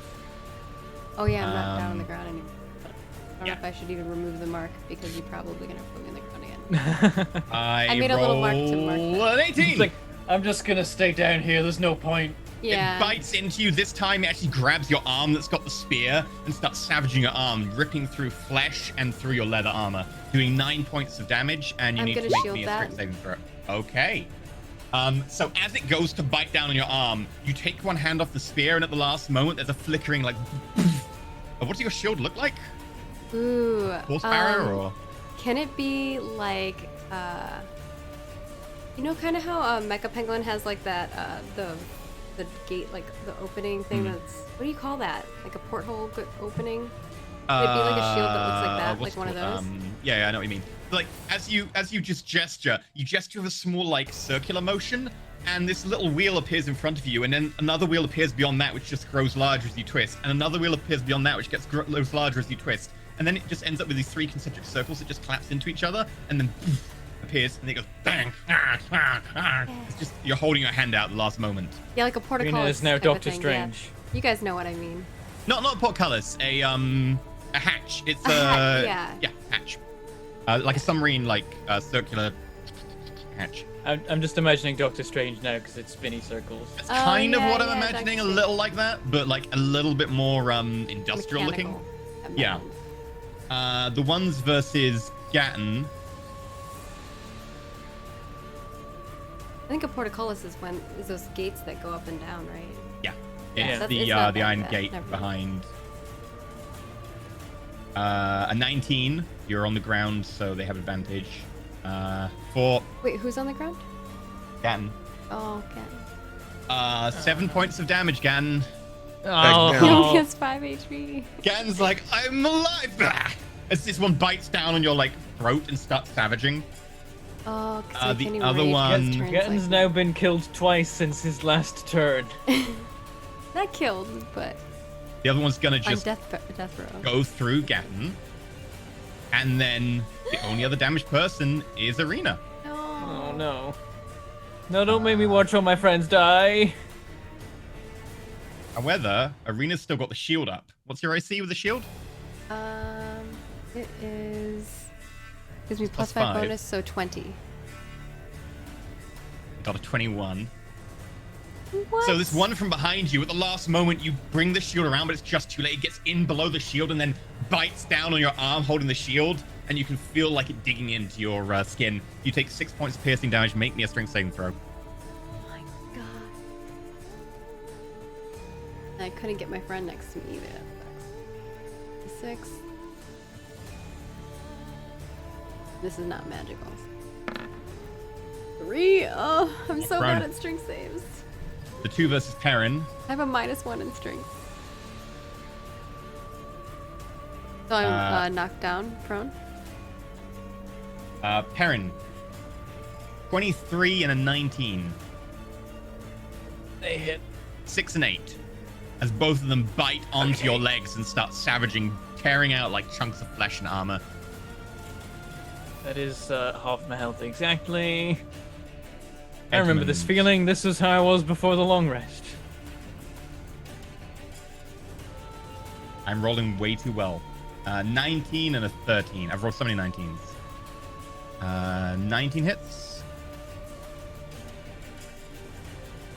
Okay. You take 6 points and make me a strength saving throw. Also, Bentham, make me a strength saving throw twice. No, no.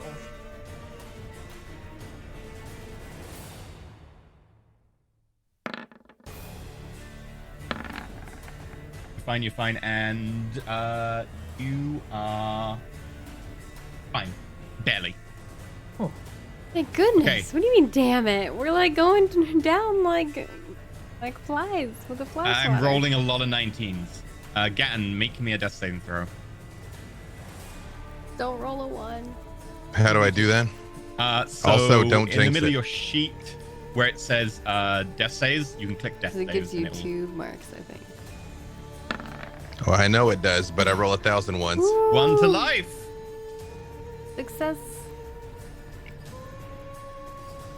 Okay. Winterwolf. Winterwolf is going to attempt to recharge breath. No, because that would be helpful. We all die. Do we like reroll characters that are all just Edmund's squires in the future? Just the Squire group. Yeah. And then the adventures of Edmund and his retinue. Yeah. Is going to just attempt to attack the one between you and Tango Ball. So 24 to hit. It is 12 piercing. As it just bites down, ripping one of the legs from the back of this zombified wolf that's attacking your Arena. Just straight up leg comes off and it. See to your friend. Edmund, you're up. All right. I think what I'm going to do is I'm going to attack the remaining wolf next to me single-handedly. The one that's injured Which still alive? is a me. Oh, wait. I got 11. That is a hit on the. If you one that's injured, you can hit that one. Okay. So I got 11 to hit that one, and I will do 11 points slashing damage, Let me check. for a total of 24 dealt to it.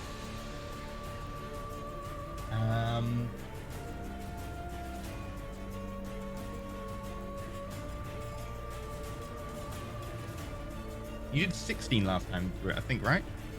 I did six. Yes, I've done 16 and 11. Apologies. So yeah, 27 in total. Yeah, you bring the sword down and slash straight through the midsection, and the wolf collapses. And then a second later, there's a shudder, and the front end, the paws come alive again, and the snout. As it seemingly is not killed. Yeah. I'm going to probably gonna have to stay put. I want to get 2 opportunity attacks. Although, no, let's risk it because it's better off giving them disadvantage when they attack Perrin. So I'm gonna run away and close it in so I can start using my fighter abilities up here in the main skirmish. Okay. So, 21. that is Jeez.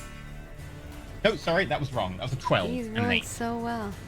okay. 12 and Neither 8. hit. Both of them miss. Both of them try and like bite at you, but you're too fast.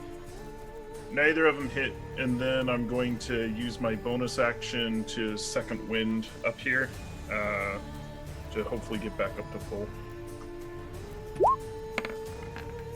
I do. Exactly. Yeah. Nice.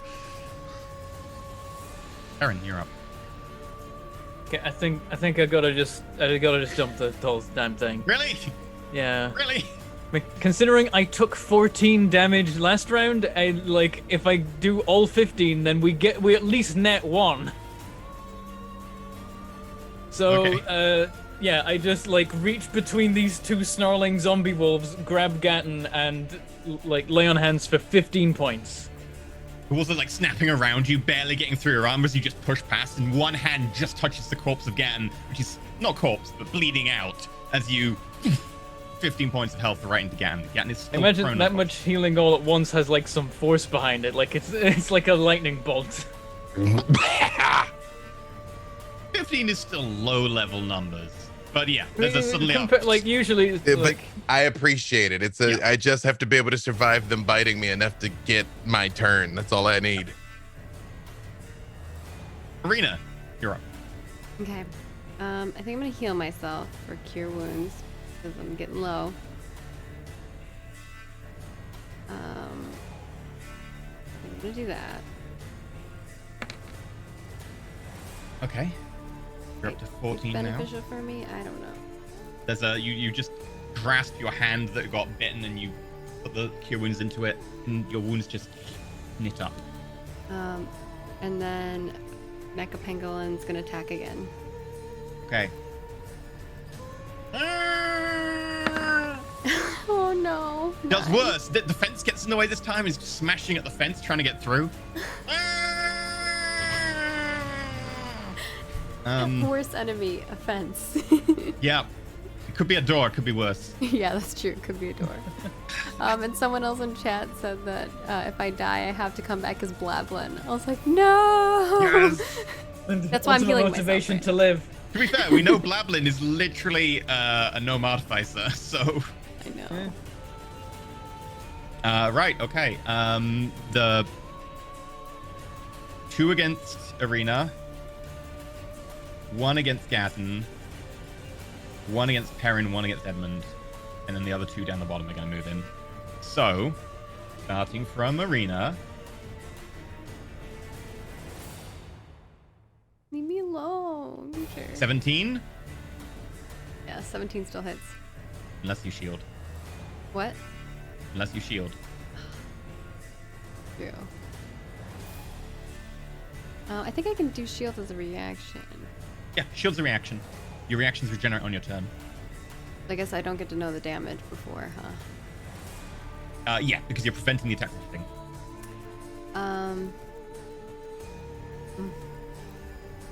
I can probably take 1 attack. Okay. I say this. You take 6 points of piercing damage as it bites into your leg, and make me a strength saving throw. Oh wait. Yeah. I got up last time. I can't move.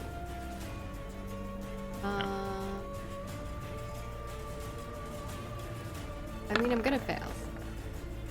You fail, you go prone, and the next one attacking from behind you.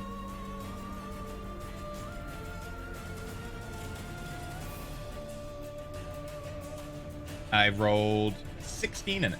For one. 16? 16 That is a still hit. hits. I have a 15 AC.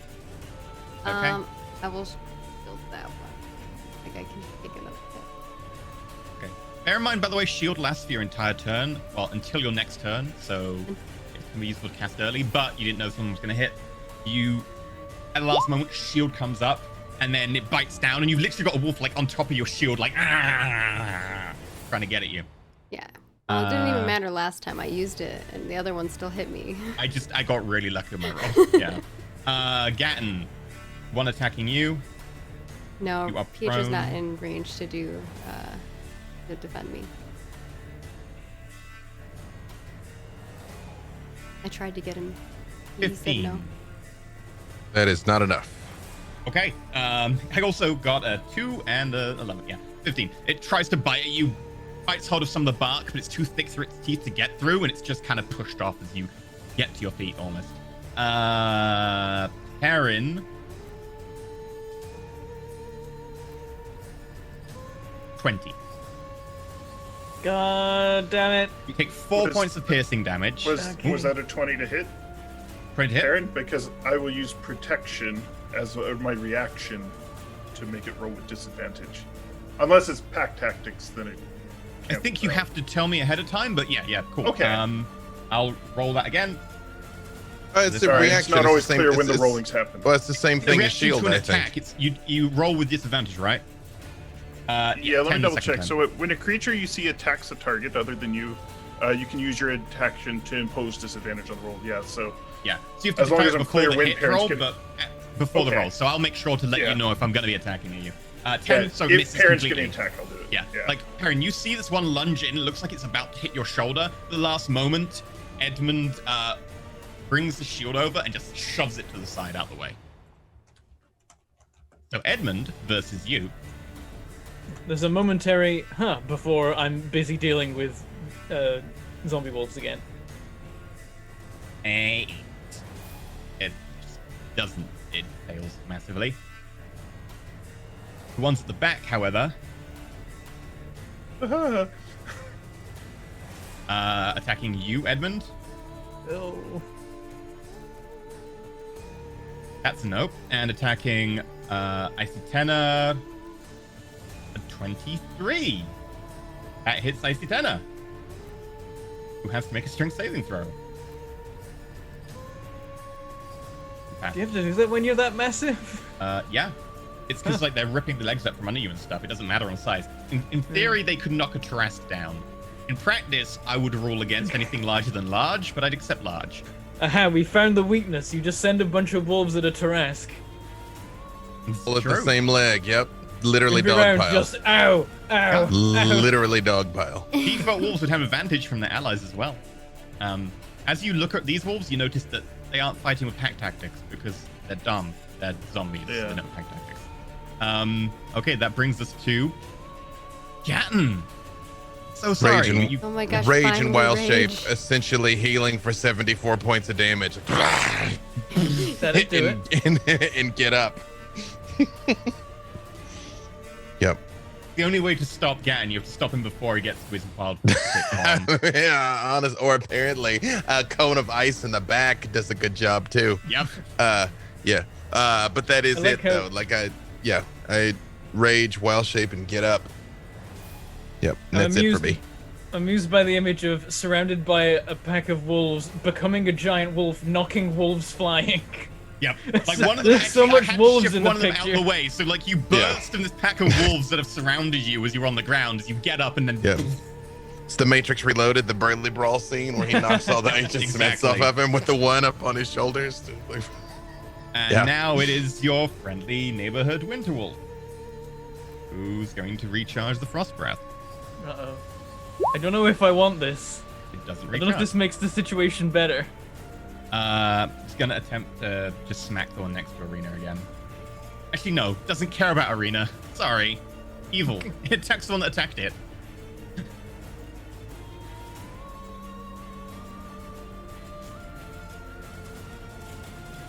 Hits the one right below it, doing 13 points of damage. Okay, that brings us to Sir Edmund Highfell.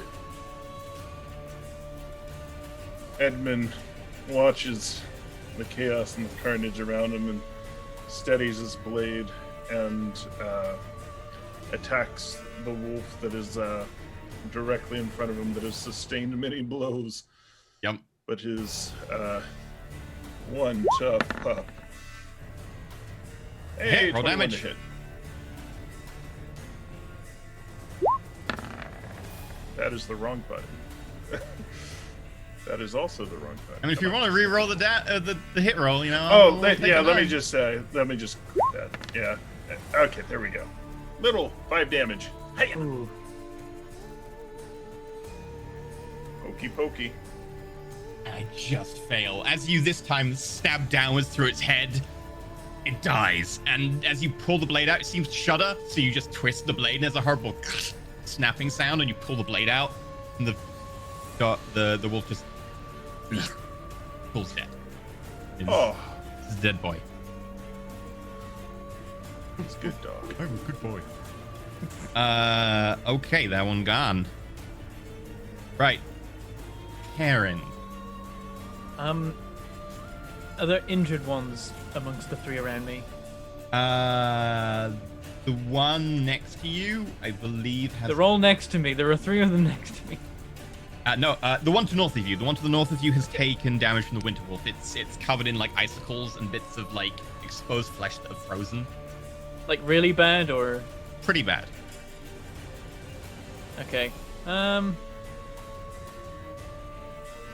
just gonna take a swing at it and hope that that's enough to take it out.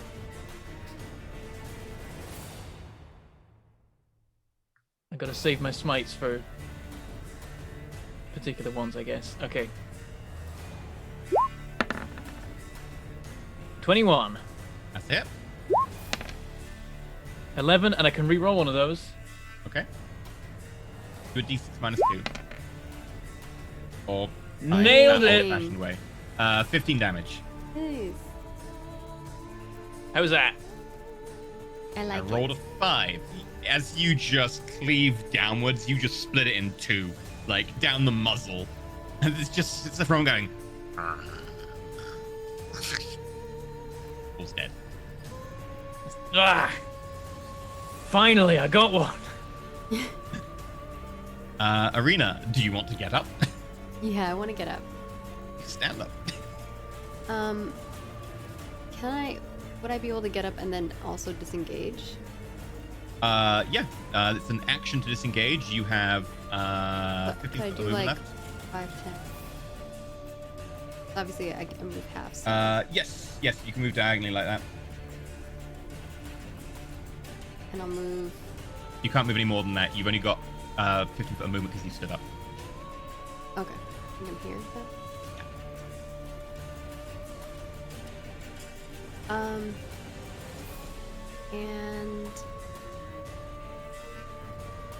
And Mecha Penguin's gonna attack. Okay. Please roll better. Well, attempt to. 15. That's better. That's a hit. Oh my god, finally. 7 slashing. It's looking pretty hurt as it like rends down. This time the fence in front of it is just broken apart. This thing goes, shink, and you see the wolf like 3 large scratches appear down its muzzle right to the bone.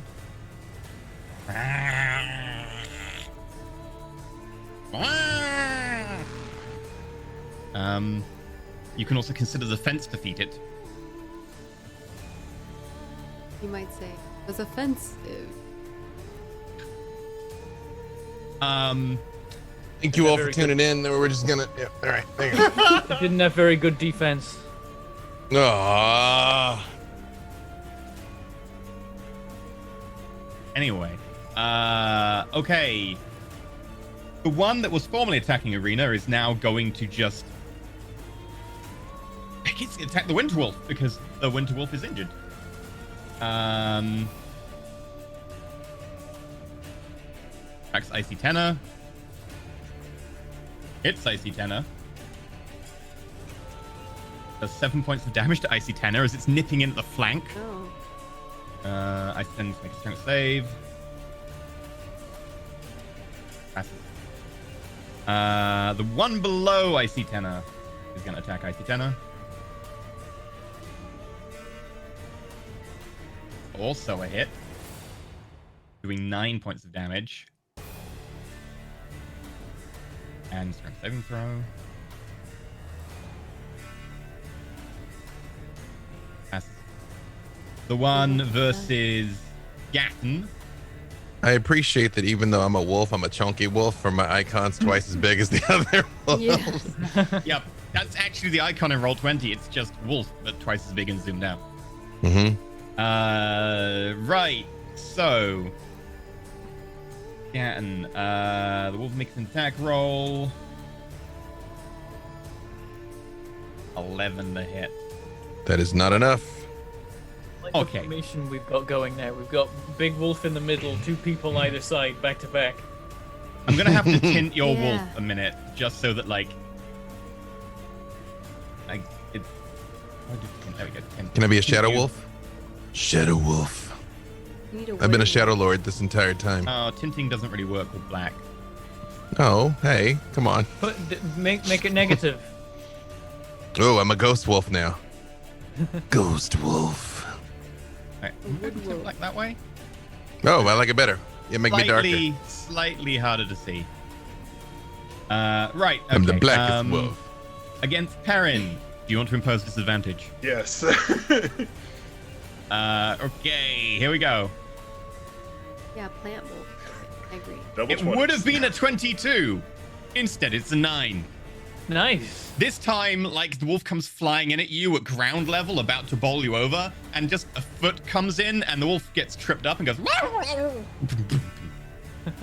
So, against Edmund, Thank 16. Not enough. Okay.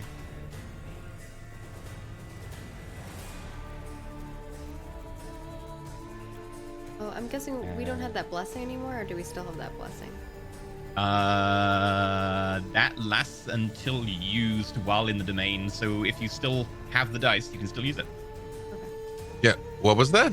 What was that blessing? 1d6 that you may use like an inspiration dice that doesn't take up your inspiration slot. Ah, Can I use mine? I've not got it marked, so I You feel did like use yours. I recall that you must used have. yours, yeah. Yeah. I don't think I used mine, but I wouldn't know how to mark it.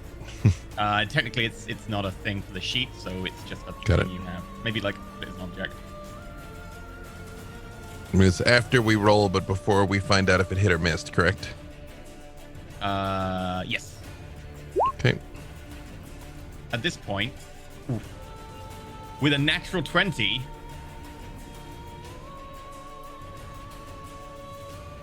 my big chunky boy here I marked it as lumbers out. inspiration up feet at the top. Oh no, there's a Loriger boy. A chunkier boy. Oh no. I think we just run away. More wolves. We've got like a wolf chain going on. Like 3 big wolves in a line. Roll20 is really playing up today. I can't even like access the character sheet of this. We got so many wolves, they formed the Big Dipper. They almost formed the Big Dipper. Not quite. Not even Canis Major, the Big Dipper. Come on, like if we're gonna be meta, let's be meta. Yep. It's getting ya. You're up. Even though I see them coming, I'm gonna try and clear out this one that's right below me with pack tactics Hmm. to help Perrin. Okay. Attack with advantage.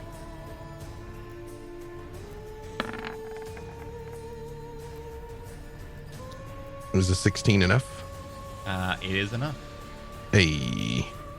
And I know, man. Let's see if it likes being knocked prone. Does that 10 piercing include my? I don't think it includes my rage. No, Oh yeah, so you remember get we had to do that 12. separate. Yeah. And it was already damaged by the Winter Wolf. So, gotta make a roll. Let's see how you like it. Why not Zoidberg? You get knocked prone now. I rolled a natural 20. Yeah, as you come crashing down with your jaws and bite into it, smashing through and snapping like ribs and vertebrae, crushing it down and then letting it go from your jaws as it falls prone. It gets back up a little bit. Still trying to nip at you. Thanks, I hate it. My pleasure. And that's it. I'll still stand here as the wall between these oncoming wolves and the others, so I don't move. Okay. That brings us to the Winter Wolf.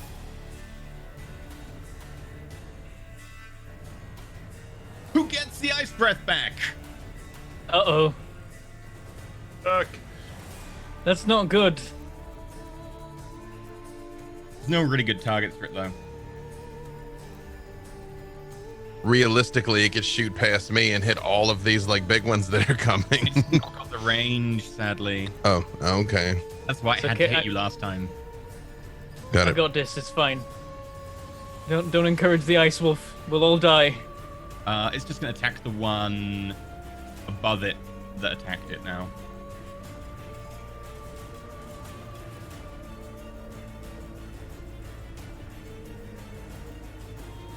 The 20 and a 13. Let me check.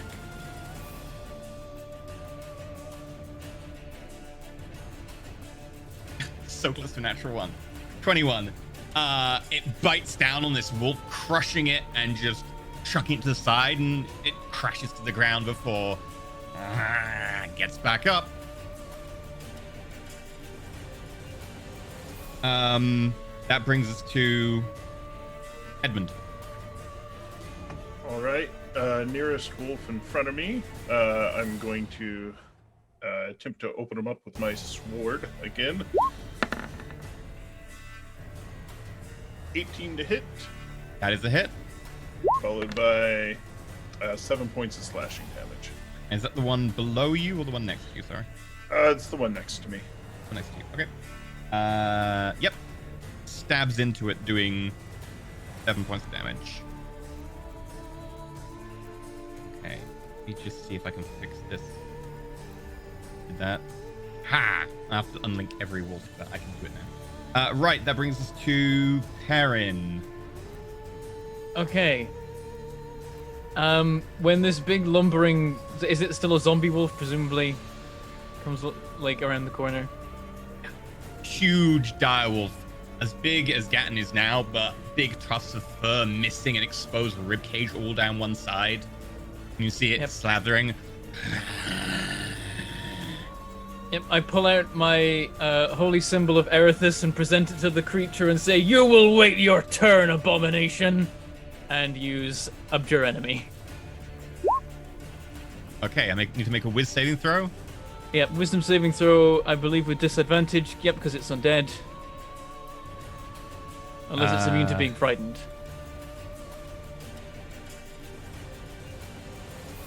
Okay, it is not immune. Its wisdom is terrible.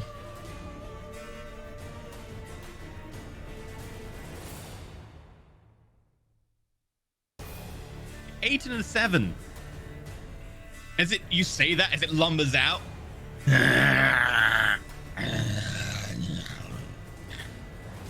Coils back from you. This is the second time you've done this to a large undead creature in 2 episodes. You've got a theme going. Guys gotta stop resurrecting zombie forms of the giant creatures that live here, and then I'll stop, like, I will stop scaring them. If it broke, don't break it further. Yeah, anything else to do? Nothing else I really can do. That's my action, and I realize I physically can't move without being opportunity attacked by something. Hey, you're popular. Okay. Yep, I hold fast. Very nice. That's that guy squared away. Just focus on the little ones. Carry on. You're up. I move like here. I still hit him with the thing, or like guy with the boot. Yeah. I did say the fence was destroyed as well, so there's no cover for it anymore. Going to hit it with the boomerang then. The best defense is a good defense. 14. It can't block it now. It's so. a hit. Hit. So the boomerang does not return, but it No. does do 4. Funnily enough, this one is one that's at 1 HP because of it getting back up again, so it has to make a con saving throw. It does pass, unfortunately. Parents' The holy boomerang- symbol is a rolled up newspaper. Smacks it on the side of the head, and it collapses to the ground, and you're like, yeah! And it goes... And you see like the side of its face is crushed in by the boomerang. So it's dead. It's back up again. Okay. Pietro's gonna attack.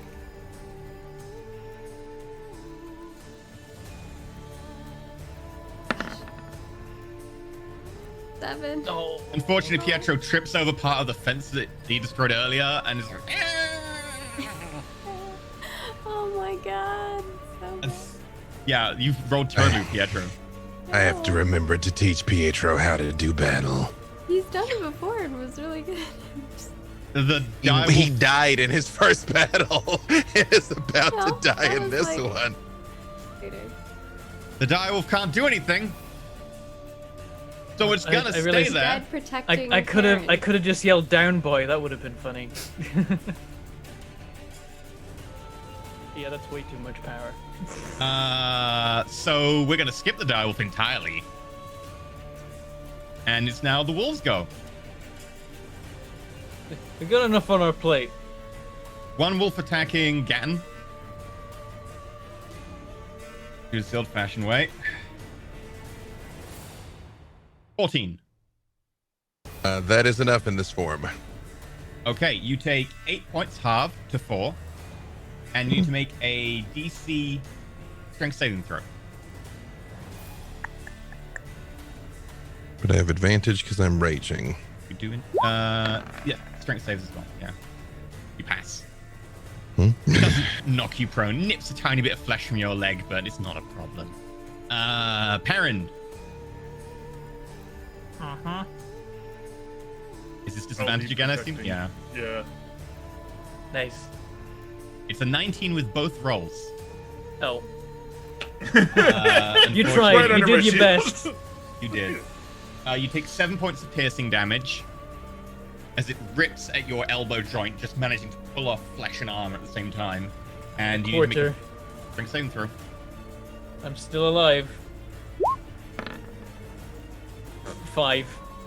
At which point, you fall prone, and the one next to you and Edmund sees the opportunity. He's going to dive in with advantage because you're prone. Oh no. 22 and a 21. Oh no. 5 points of piercing damage. Oh, As it I'm on savages the 2. inside of your thigh, tearing out a lump of flesh. I am on 2 hit points. A whole 2. The one to the north, next to the Winter Wolf, is going to attack the Winter Wolf. Can't get to you, so you're gonna have to heal yourself. Or drink one of the potions. We all have potions. Is a Or hit. murder wolves faster. Or murder Icy wolves Tenor takes faster. 8 points of damage. Sure. Icy Tenor is going to make a strength saving throw. The one to the south with Icy Tenor is going to attack Icy Tenor. Hits. 4 points of damage. Icy Tenor's actually getting a bit injured here. Icy Tenor's eaten like 35 points of damage. Oh no. I mean, he's Kinda supposed to be the okay. defender of the kingdom. Like, come on, man. Like, get it together. The only thing he's dropped in this fight is me. It's not wrong. And that brings it to Asgenia. Attack the same one that's right below me that's on Perrin. Yeah, Karen's laid down on the ground, getting savaged by 2 wolves. Go for it. And I'm trying to help my homie.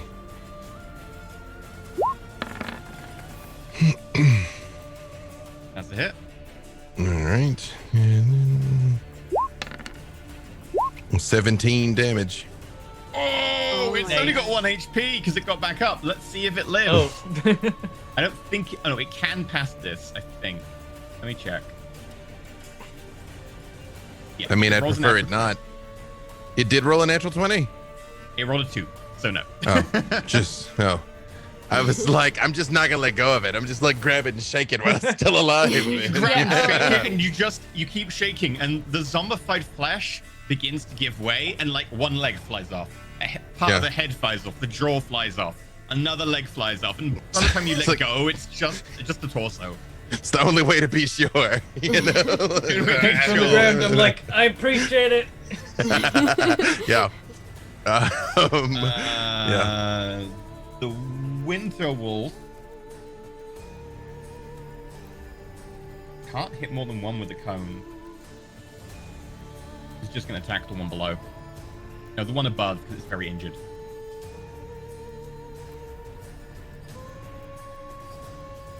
A hit does 11 points of damage. And then on save. Fails by 1. Oh. I was like, if this lives for like a third or fourth time, this would be ridiculous. But Isotena bites down and rips off the rear half of the wolf and just chucks it against the wall where it slides down, blood all over it. Your fake, robotic creature needed assistance. Probably doesn't know the word robotic. It would be like, Your fine creature needed assistance. there we go. Right, that makes it Edmund's go. All right, I'm gonna attempt to gash the one next to me, and wait, 21 to hit. That is a hit. 11 points of slashing damage. Okay. It's pretty hurt now. And I'm gonna taunt it the whole way. Face me. It's attempting to. Perrin, you're up. Okay. Do I heal myself, or do I just try and kill this guy and then I'm safe? I mean, you're pretty low. Yeah, I mean, yeah. You I should- get up. Well, I'm not gonna say anything. No matter. I'm not gonna say anything. I get up and I do cure wounds myself. Okay. I have no more heals. I have no response. Let's be safe. Ooh, 11. I nailed it. That was what I was trying to do to Gatton in turn 1. 11 Up to health. 13. Yeah, but Your flesh keeps healing up. The big chunk around your leg just disappears. Several of your arms and elbows start to reform. Several of my elbows. Several of the injuries in your elbow. Arena, you're up. Do you know he has multiple elbows? And I'm he all doesn't arms and everyone. elbows. Got More 2. than 2. Yeah. Pangobot is gonna go. I got leg elbows too. I can totally make it here. Gonna assist Aaron. Or wait, sorry. I'm gonna go over here and pick up my stuff, and then Pangobot's Okay. gonna go over here. So I pick up all my weapons because I literally have dropped all You- my weapons on the ground. You can't pick up all your weapons. You can make a free object interact, and you can make an action interact, Okay. which means you can pick up 2 if you want to spend your action. Okay, I and will you've got pick. 3. Well, I only have 2. Well, you also had to drop the Oh no, you have the spear in one hand. And you throw the boomerang with one. Yeah, you can pick up everything. Yeah. Yeah. Okay. If you want to spend your action doing that. Yeah, that's what I'm gonna do. Because I need my weapons, so I'm gonna pick up my weapons. You like grab the boomerang, you tuck it in, you grab the crossbow, you like make sure it's cocked. You're like, okay, I got everything. Put the spear in my hand. Okay, spear and boomerang, I guess, because you can't put the spear away because that's also an action. So you've got the spear out and you've got the boomerang out and the crossbow on your back. Yeah. Just bristling with weapons. Like, I'm ready, guys. I dropped everything. How to pick it up, guys? Guys, I'm ready. I just dropped a weapon, picked it up, and like I just Yep. I had to do it. And then I was also keeping track of where your weapons are. So yeah, I'm glad I it's not was just too me. because I was like I gotta there's pick so up all my many weapons. 'Cause Yep. EE will not let me have them if I don't remember to. Okay, the Mecha Pangolin or Mecha Pietro. I'm like, oh hell, Perrin, because I know that Perrin's low-ish, and he's going to try to attack this guy in front of him. Okay. Well, I'll try. 10. That's just a miss. It's not So hard, bad Pietro. today. You've got a good plus. I know, I got a good plus, but it's just not happening. Top of the round. There is a sound of a booming low basso that echoes. And the wolves are going to attempt to flee without making disengage because they're really dumb and they want to get away from you guys. So that's an attack of opportunity for you if you want. I think everyone can make an attack opportunity except for Arena. At 10,000%, I'm gonna make one. Is it still pack tactics? Because to the ones I can reach. If you are no, there is no one in Make pack a tactics with pangolin. the one you're attacking. 21. Oh, have you got 10-foot reach? Sorry. Me? Yeah, I reach 5 foot. Sorry. Oh no, you won't pack tactics then. Perrin, that's a hit. Dave, that's a hit. Make a 14, pangolin, and I might 21. knock it prone. 7 Roll slash. one of those. It becomes 10. Nailed it.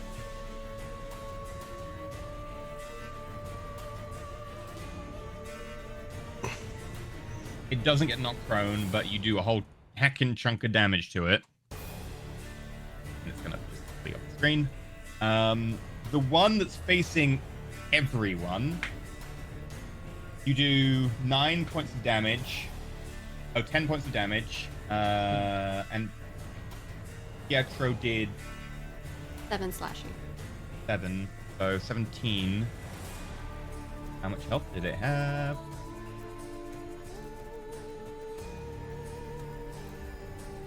It just depends which slash hit it first. It would have been That's make mine two. because they would have gone out of my range before they And went then out of... Pietro's, yeah. So it'll make Mhm. 2 saves.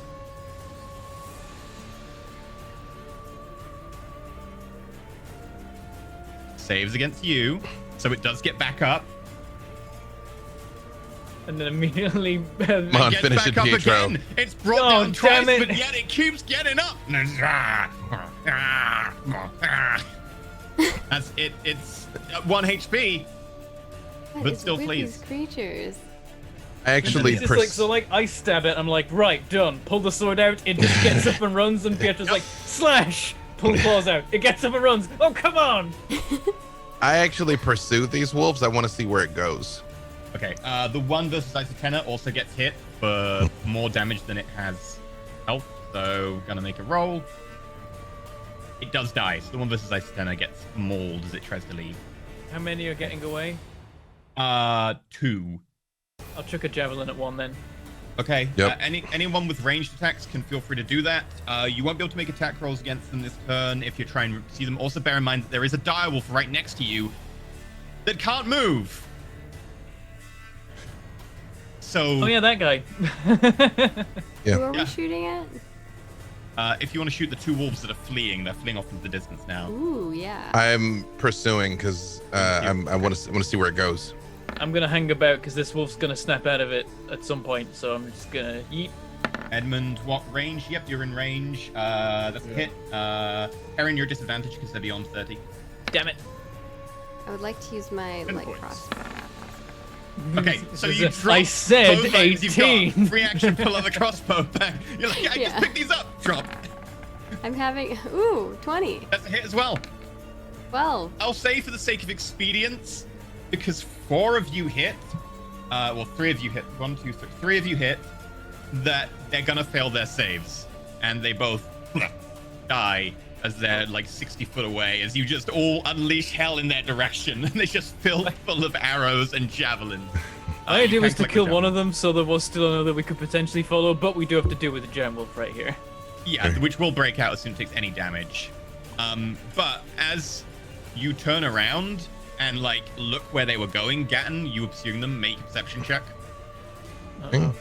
Oh my god. Do I get advantage because I have my wolf senses? That's for smell and hearing. Yes, hearing would count. Okay. All right. Because the I'm having a struggle holding up my weapons. I'm constantly like picking one up, dropping them. Yep. 22. Hey. Nice. It's not even a hard check. You didn't even need As you look towards a low hill, probably a good 400 feet away, you notice there is a horse with a rider, and around him, 5 people, all on foot. All of them are watching very intently, and one of them seems to have like a horn or a bugle or something, from which they're like going. And as you kill the last 2 wolves and the direwolf is just not responding to this bugle, he seems to just put it down. and they seem to have like a quick like confer amongst each other before they turn and they go over the hill. I actually double back because I know we got the dire wolf and I don't want my rage to break.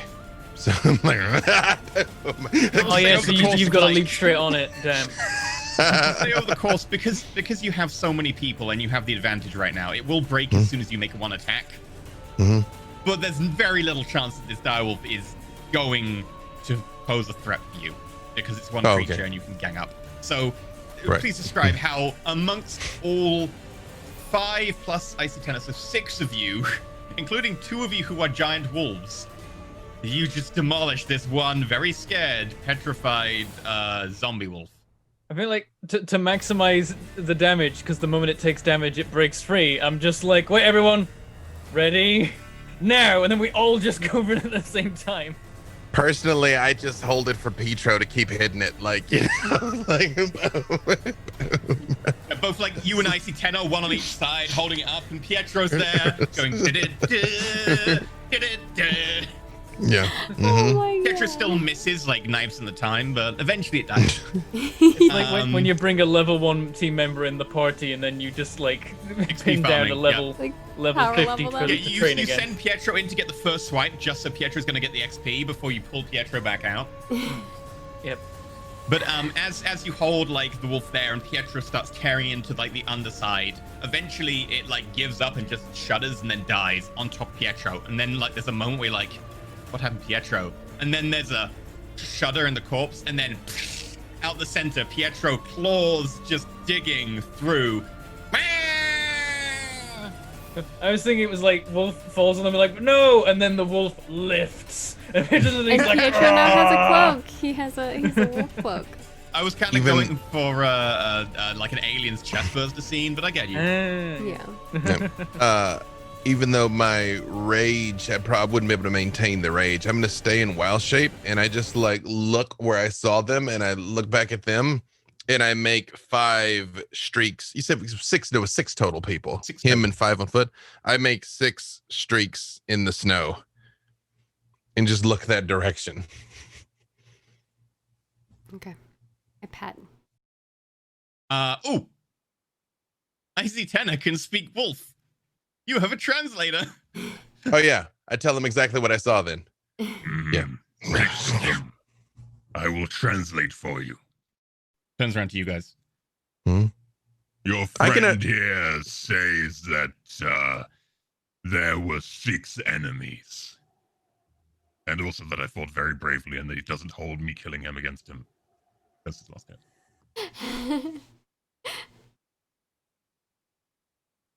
They fled. And I over the do hill. lean over and I oops. Nope, I think I froze. You okay? Oh, now you're frozen. Yeah, Nope, hey, lean there I back. froze. I just said I do look at Perrin and I like lick his face and give him a mlerp. oh, You are a disgrace to those who walk on 4 legs. yeah. Go back to town. I mean, Well, yeah, I'm like, are we pursuing or are we going back to town? well, I'm- so there's nothing else here. We were coming here to meet with those other wolves. Clearly they're not the wolves we were And looking engage for. the foe where the wolves were fighting them, but the wolves were dead. The 6 people, did you say they ran off? Yeah, they went over the hill. They went over the hill. You could I mean, I pursue, really- but, eventually, Yeah, I mean, rest. we're It's getting injured, dangerous. but we also know where they are. Like, I mean, if we let them get away, we may not have another shot at it.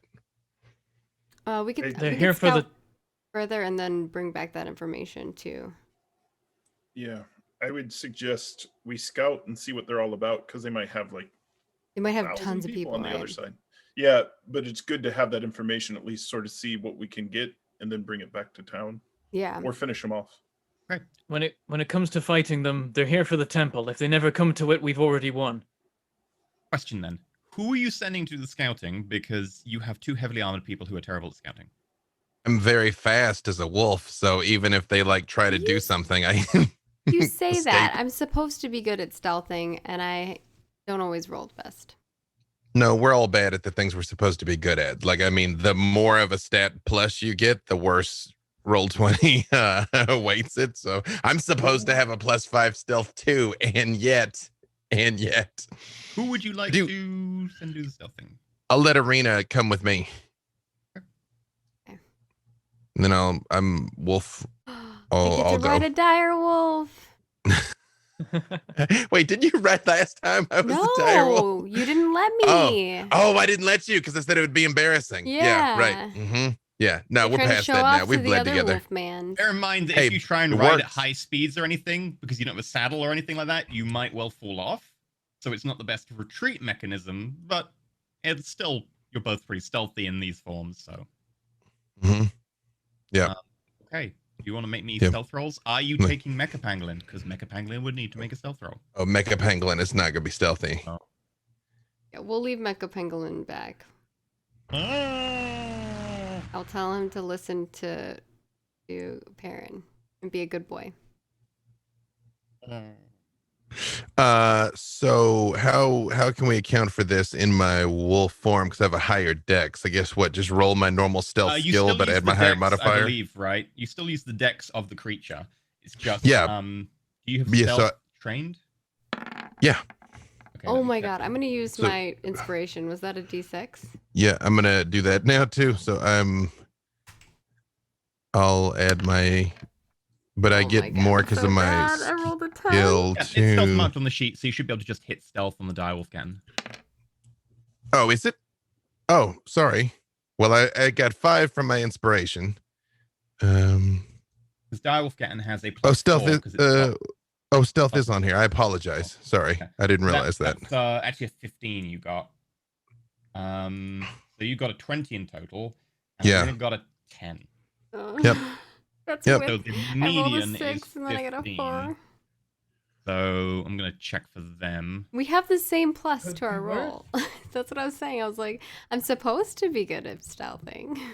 I mean, you got a 20 and a 10. The average being 15 is bang on the average. Yeah, that's not Mhm. bad. It's not bad. However, so as you try and trail them, it seems that someone is deliberately making sure to scuff their tracks and making it difficult to trace them. Follow the Gannon, scuff make marks. me a That's the trick. survival check. Okay. Is this with advantage because of my senses? Yes, you'd advantage because of your smell. They're all stinky. Okay.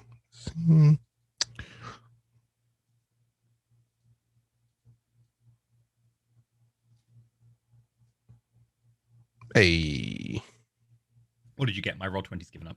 16. 16. Yeah, you eventually manage to trace them, although you are definitely behind by this stage. It looks like they've circled around and they've come down on the My roll west 20 of the died. town. Yeah. These died for everyone. But this is good because we're getting towards the end. Mhm. You come down on the west of the town. It looks like it's not the town itself, but it's maybe about 10 miles out to the west or so. Mhm. And it looks like there's a big field with several rock marked little hillocks.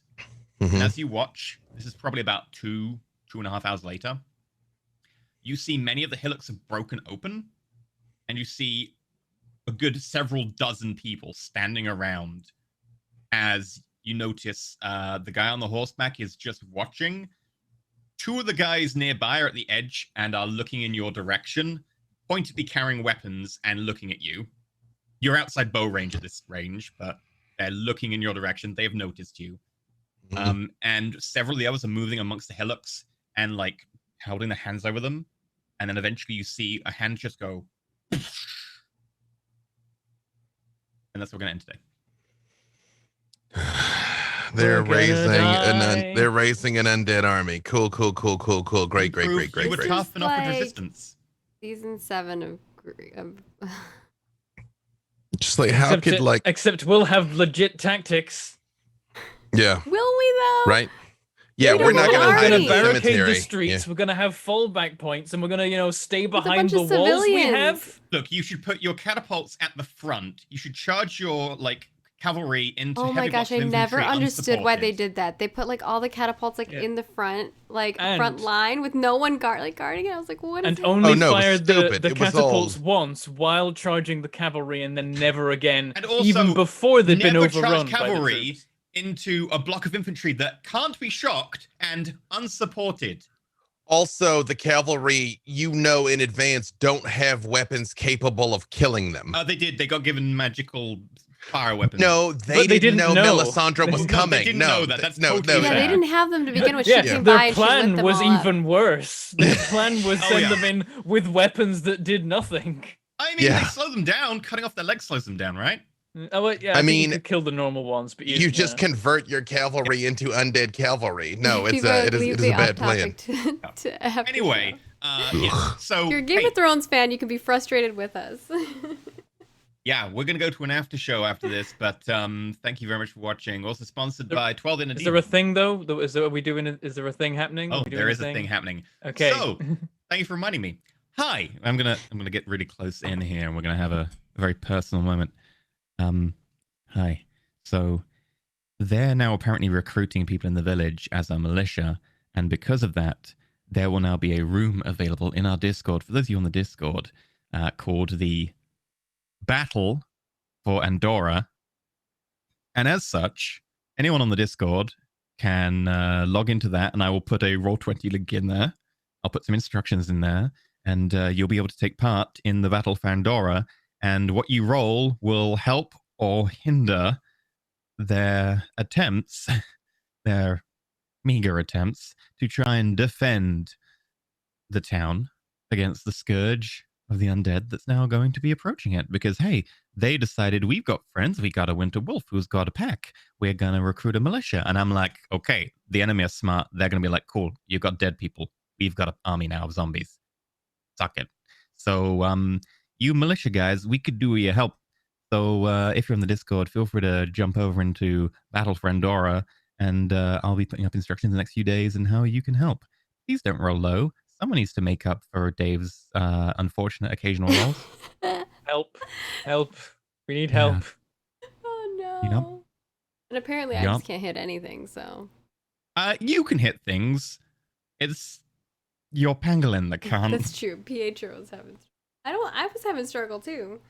You missed like once or twice, but like in general, you still hit. Pietro is just Poor defies Pietro. probability. Yeah. Anyway, so that's the thing that'll be on the Discord and you can interact with, and we'll make some differences because next episode is gonna be a thing. Anyway, so reminder also that we're sponsored by 12 in Demons. You can go check their Kickstarter out. It is finished, but you can still go check out like a few links on there to things like their free version that's on the drive-through, etc., and a few other things on there. So if you want to go check that out, you can do. Thank you actually to them for making it possible to do more stuff and fund things like a third show. Hi there. Also, other reminders, Bentham. Other things. Why do you do this? Because I like catching off guard. Did you say the supporter? What's today's supporter? Today's supporter was Miazilla. Thank you very much. Miazilla. And Thank thank you you for the for fan art, supporting. Mia. Mia already made fan art of Edmund. It looks Aw. awesome. Oh yeah, it's cool. Speed fan arting as always. We love There it. you go. And also, you can check out on the Patreon, the character sheets and the GM notes for Fabled Antics are available for Party tier and GM tier, respectively. The GM notes are really in depth, like they're in presentation form, and they're a guide on running the session. If you want to try that. And also, it's September, so you can do the things with the subs where they're cheaper, and that's cool. And we still get the same amount of money, which is also cool. There you go. Yeah. That's all the things. There we go. We're going to go to an after show, which will be findable on our Patreon in a few days' time. So those of you at the right tier. But until next time, may the dice roll ever in your favor. Bye. Mwah.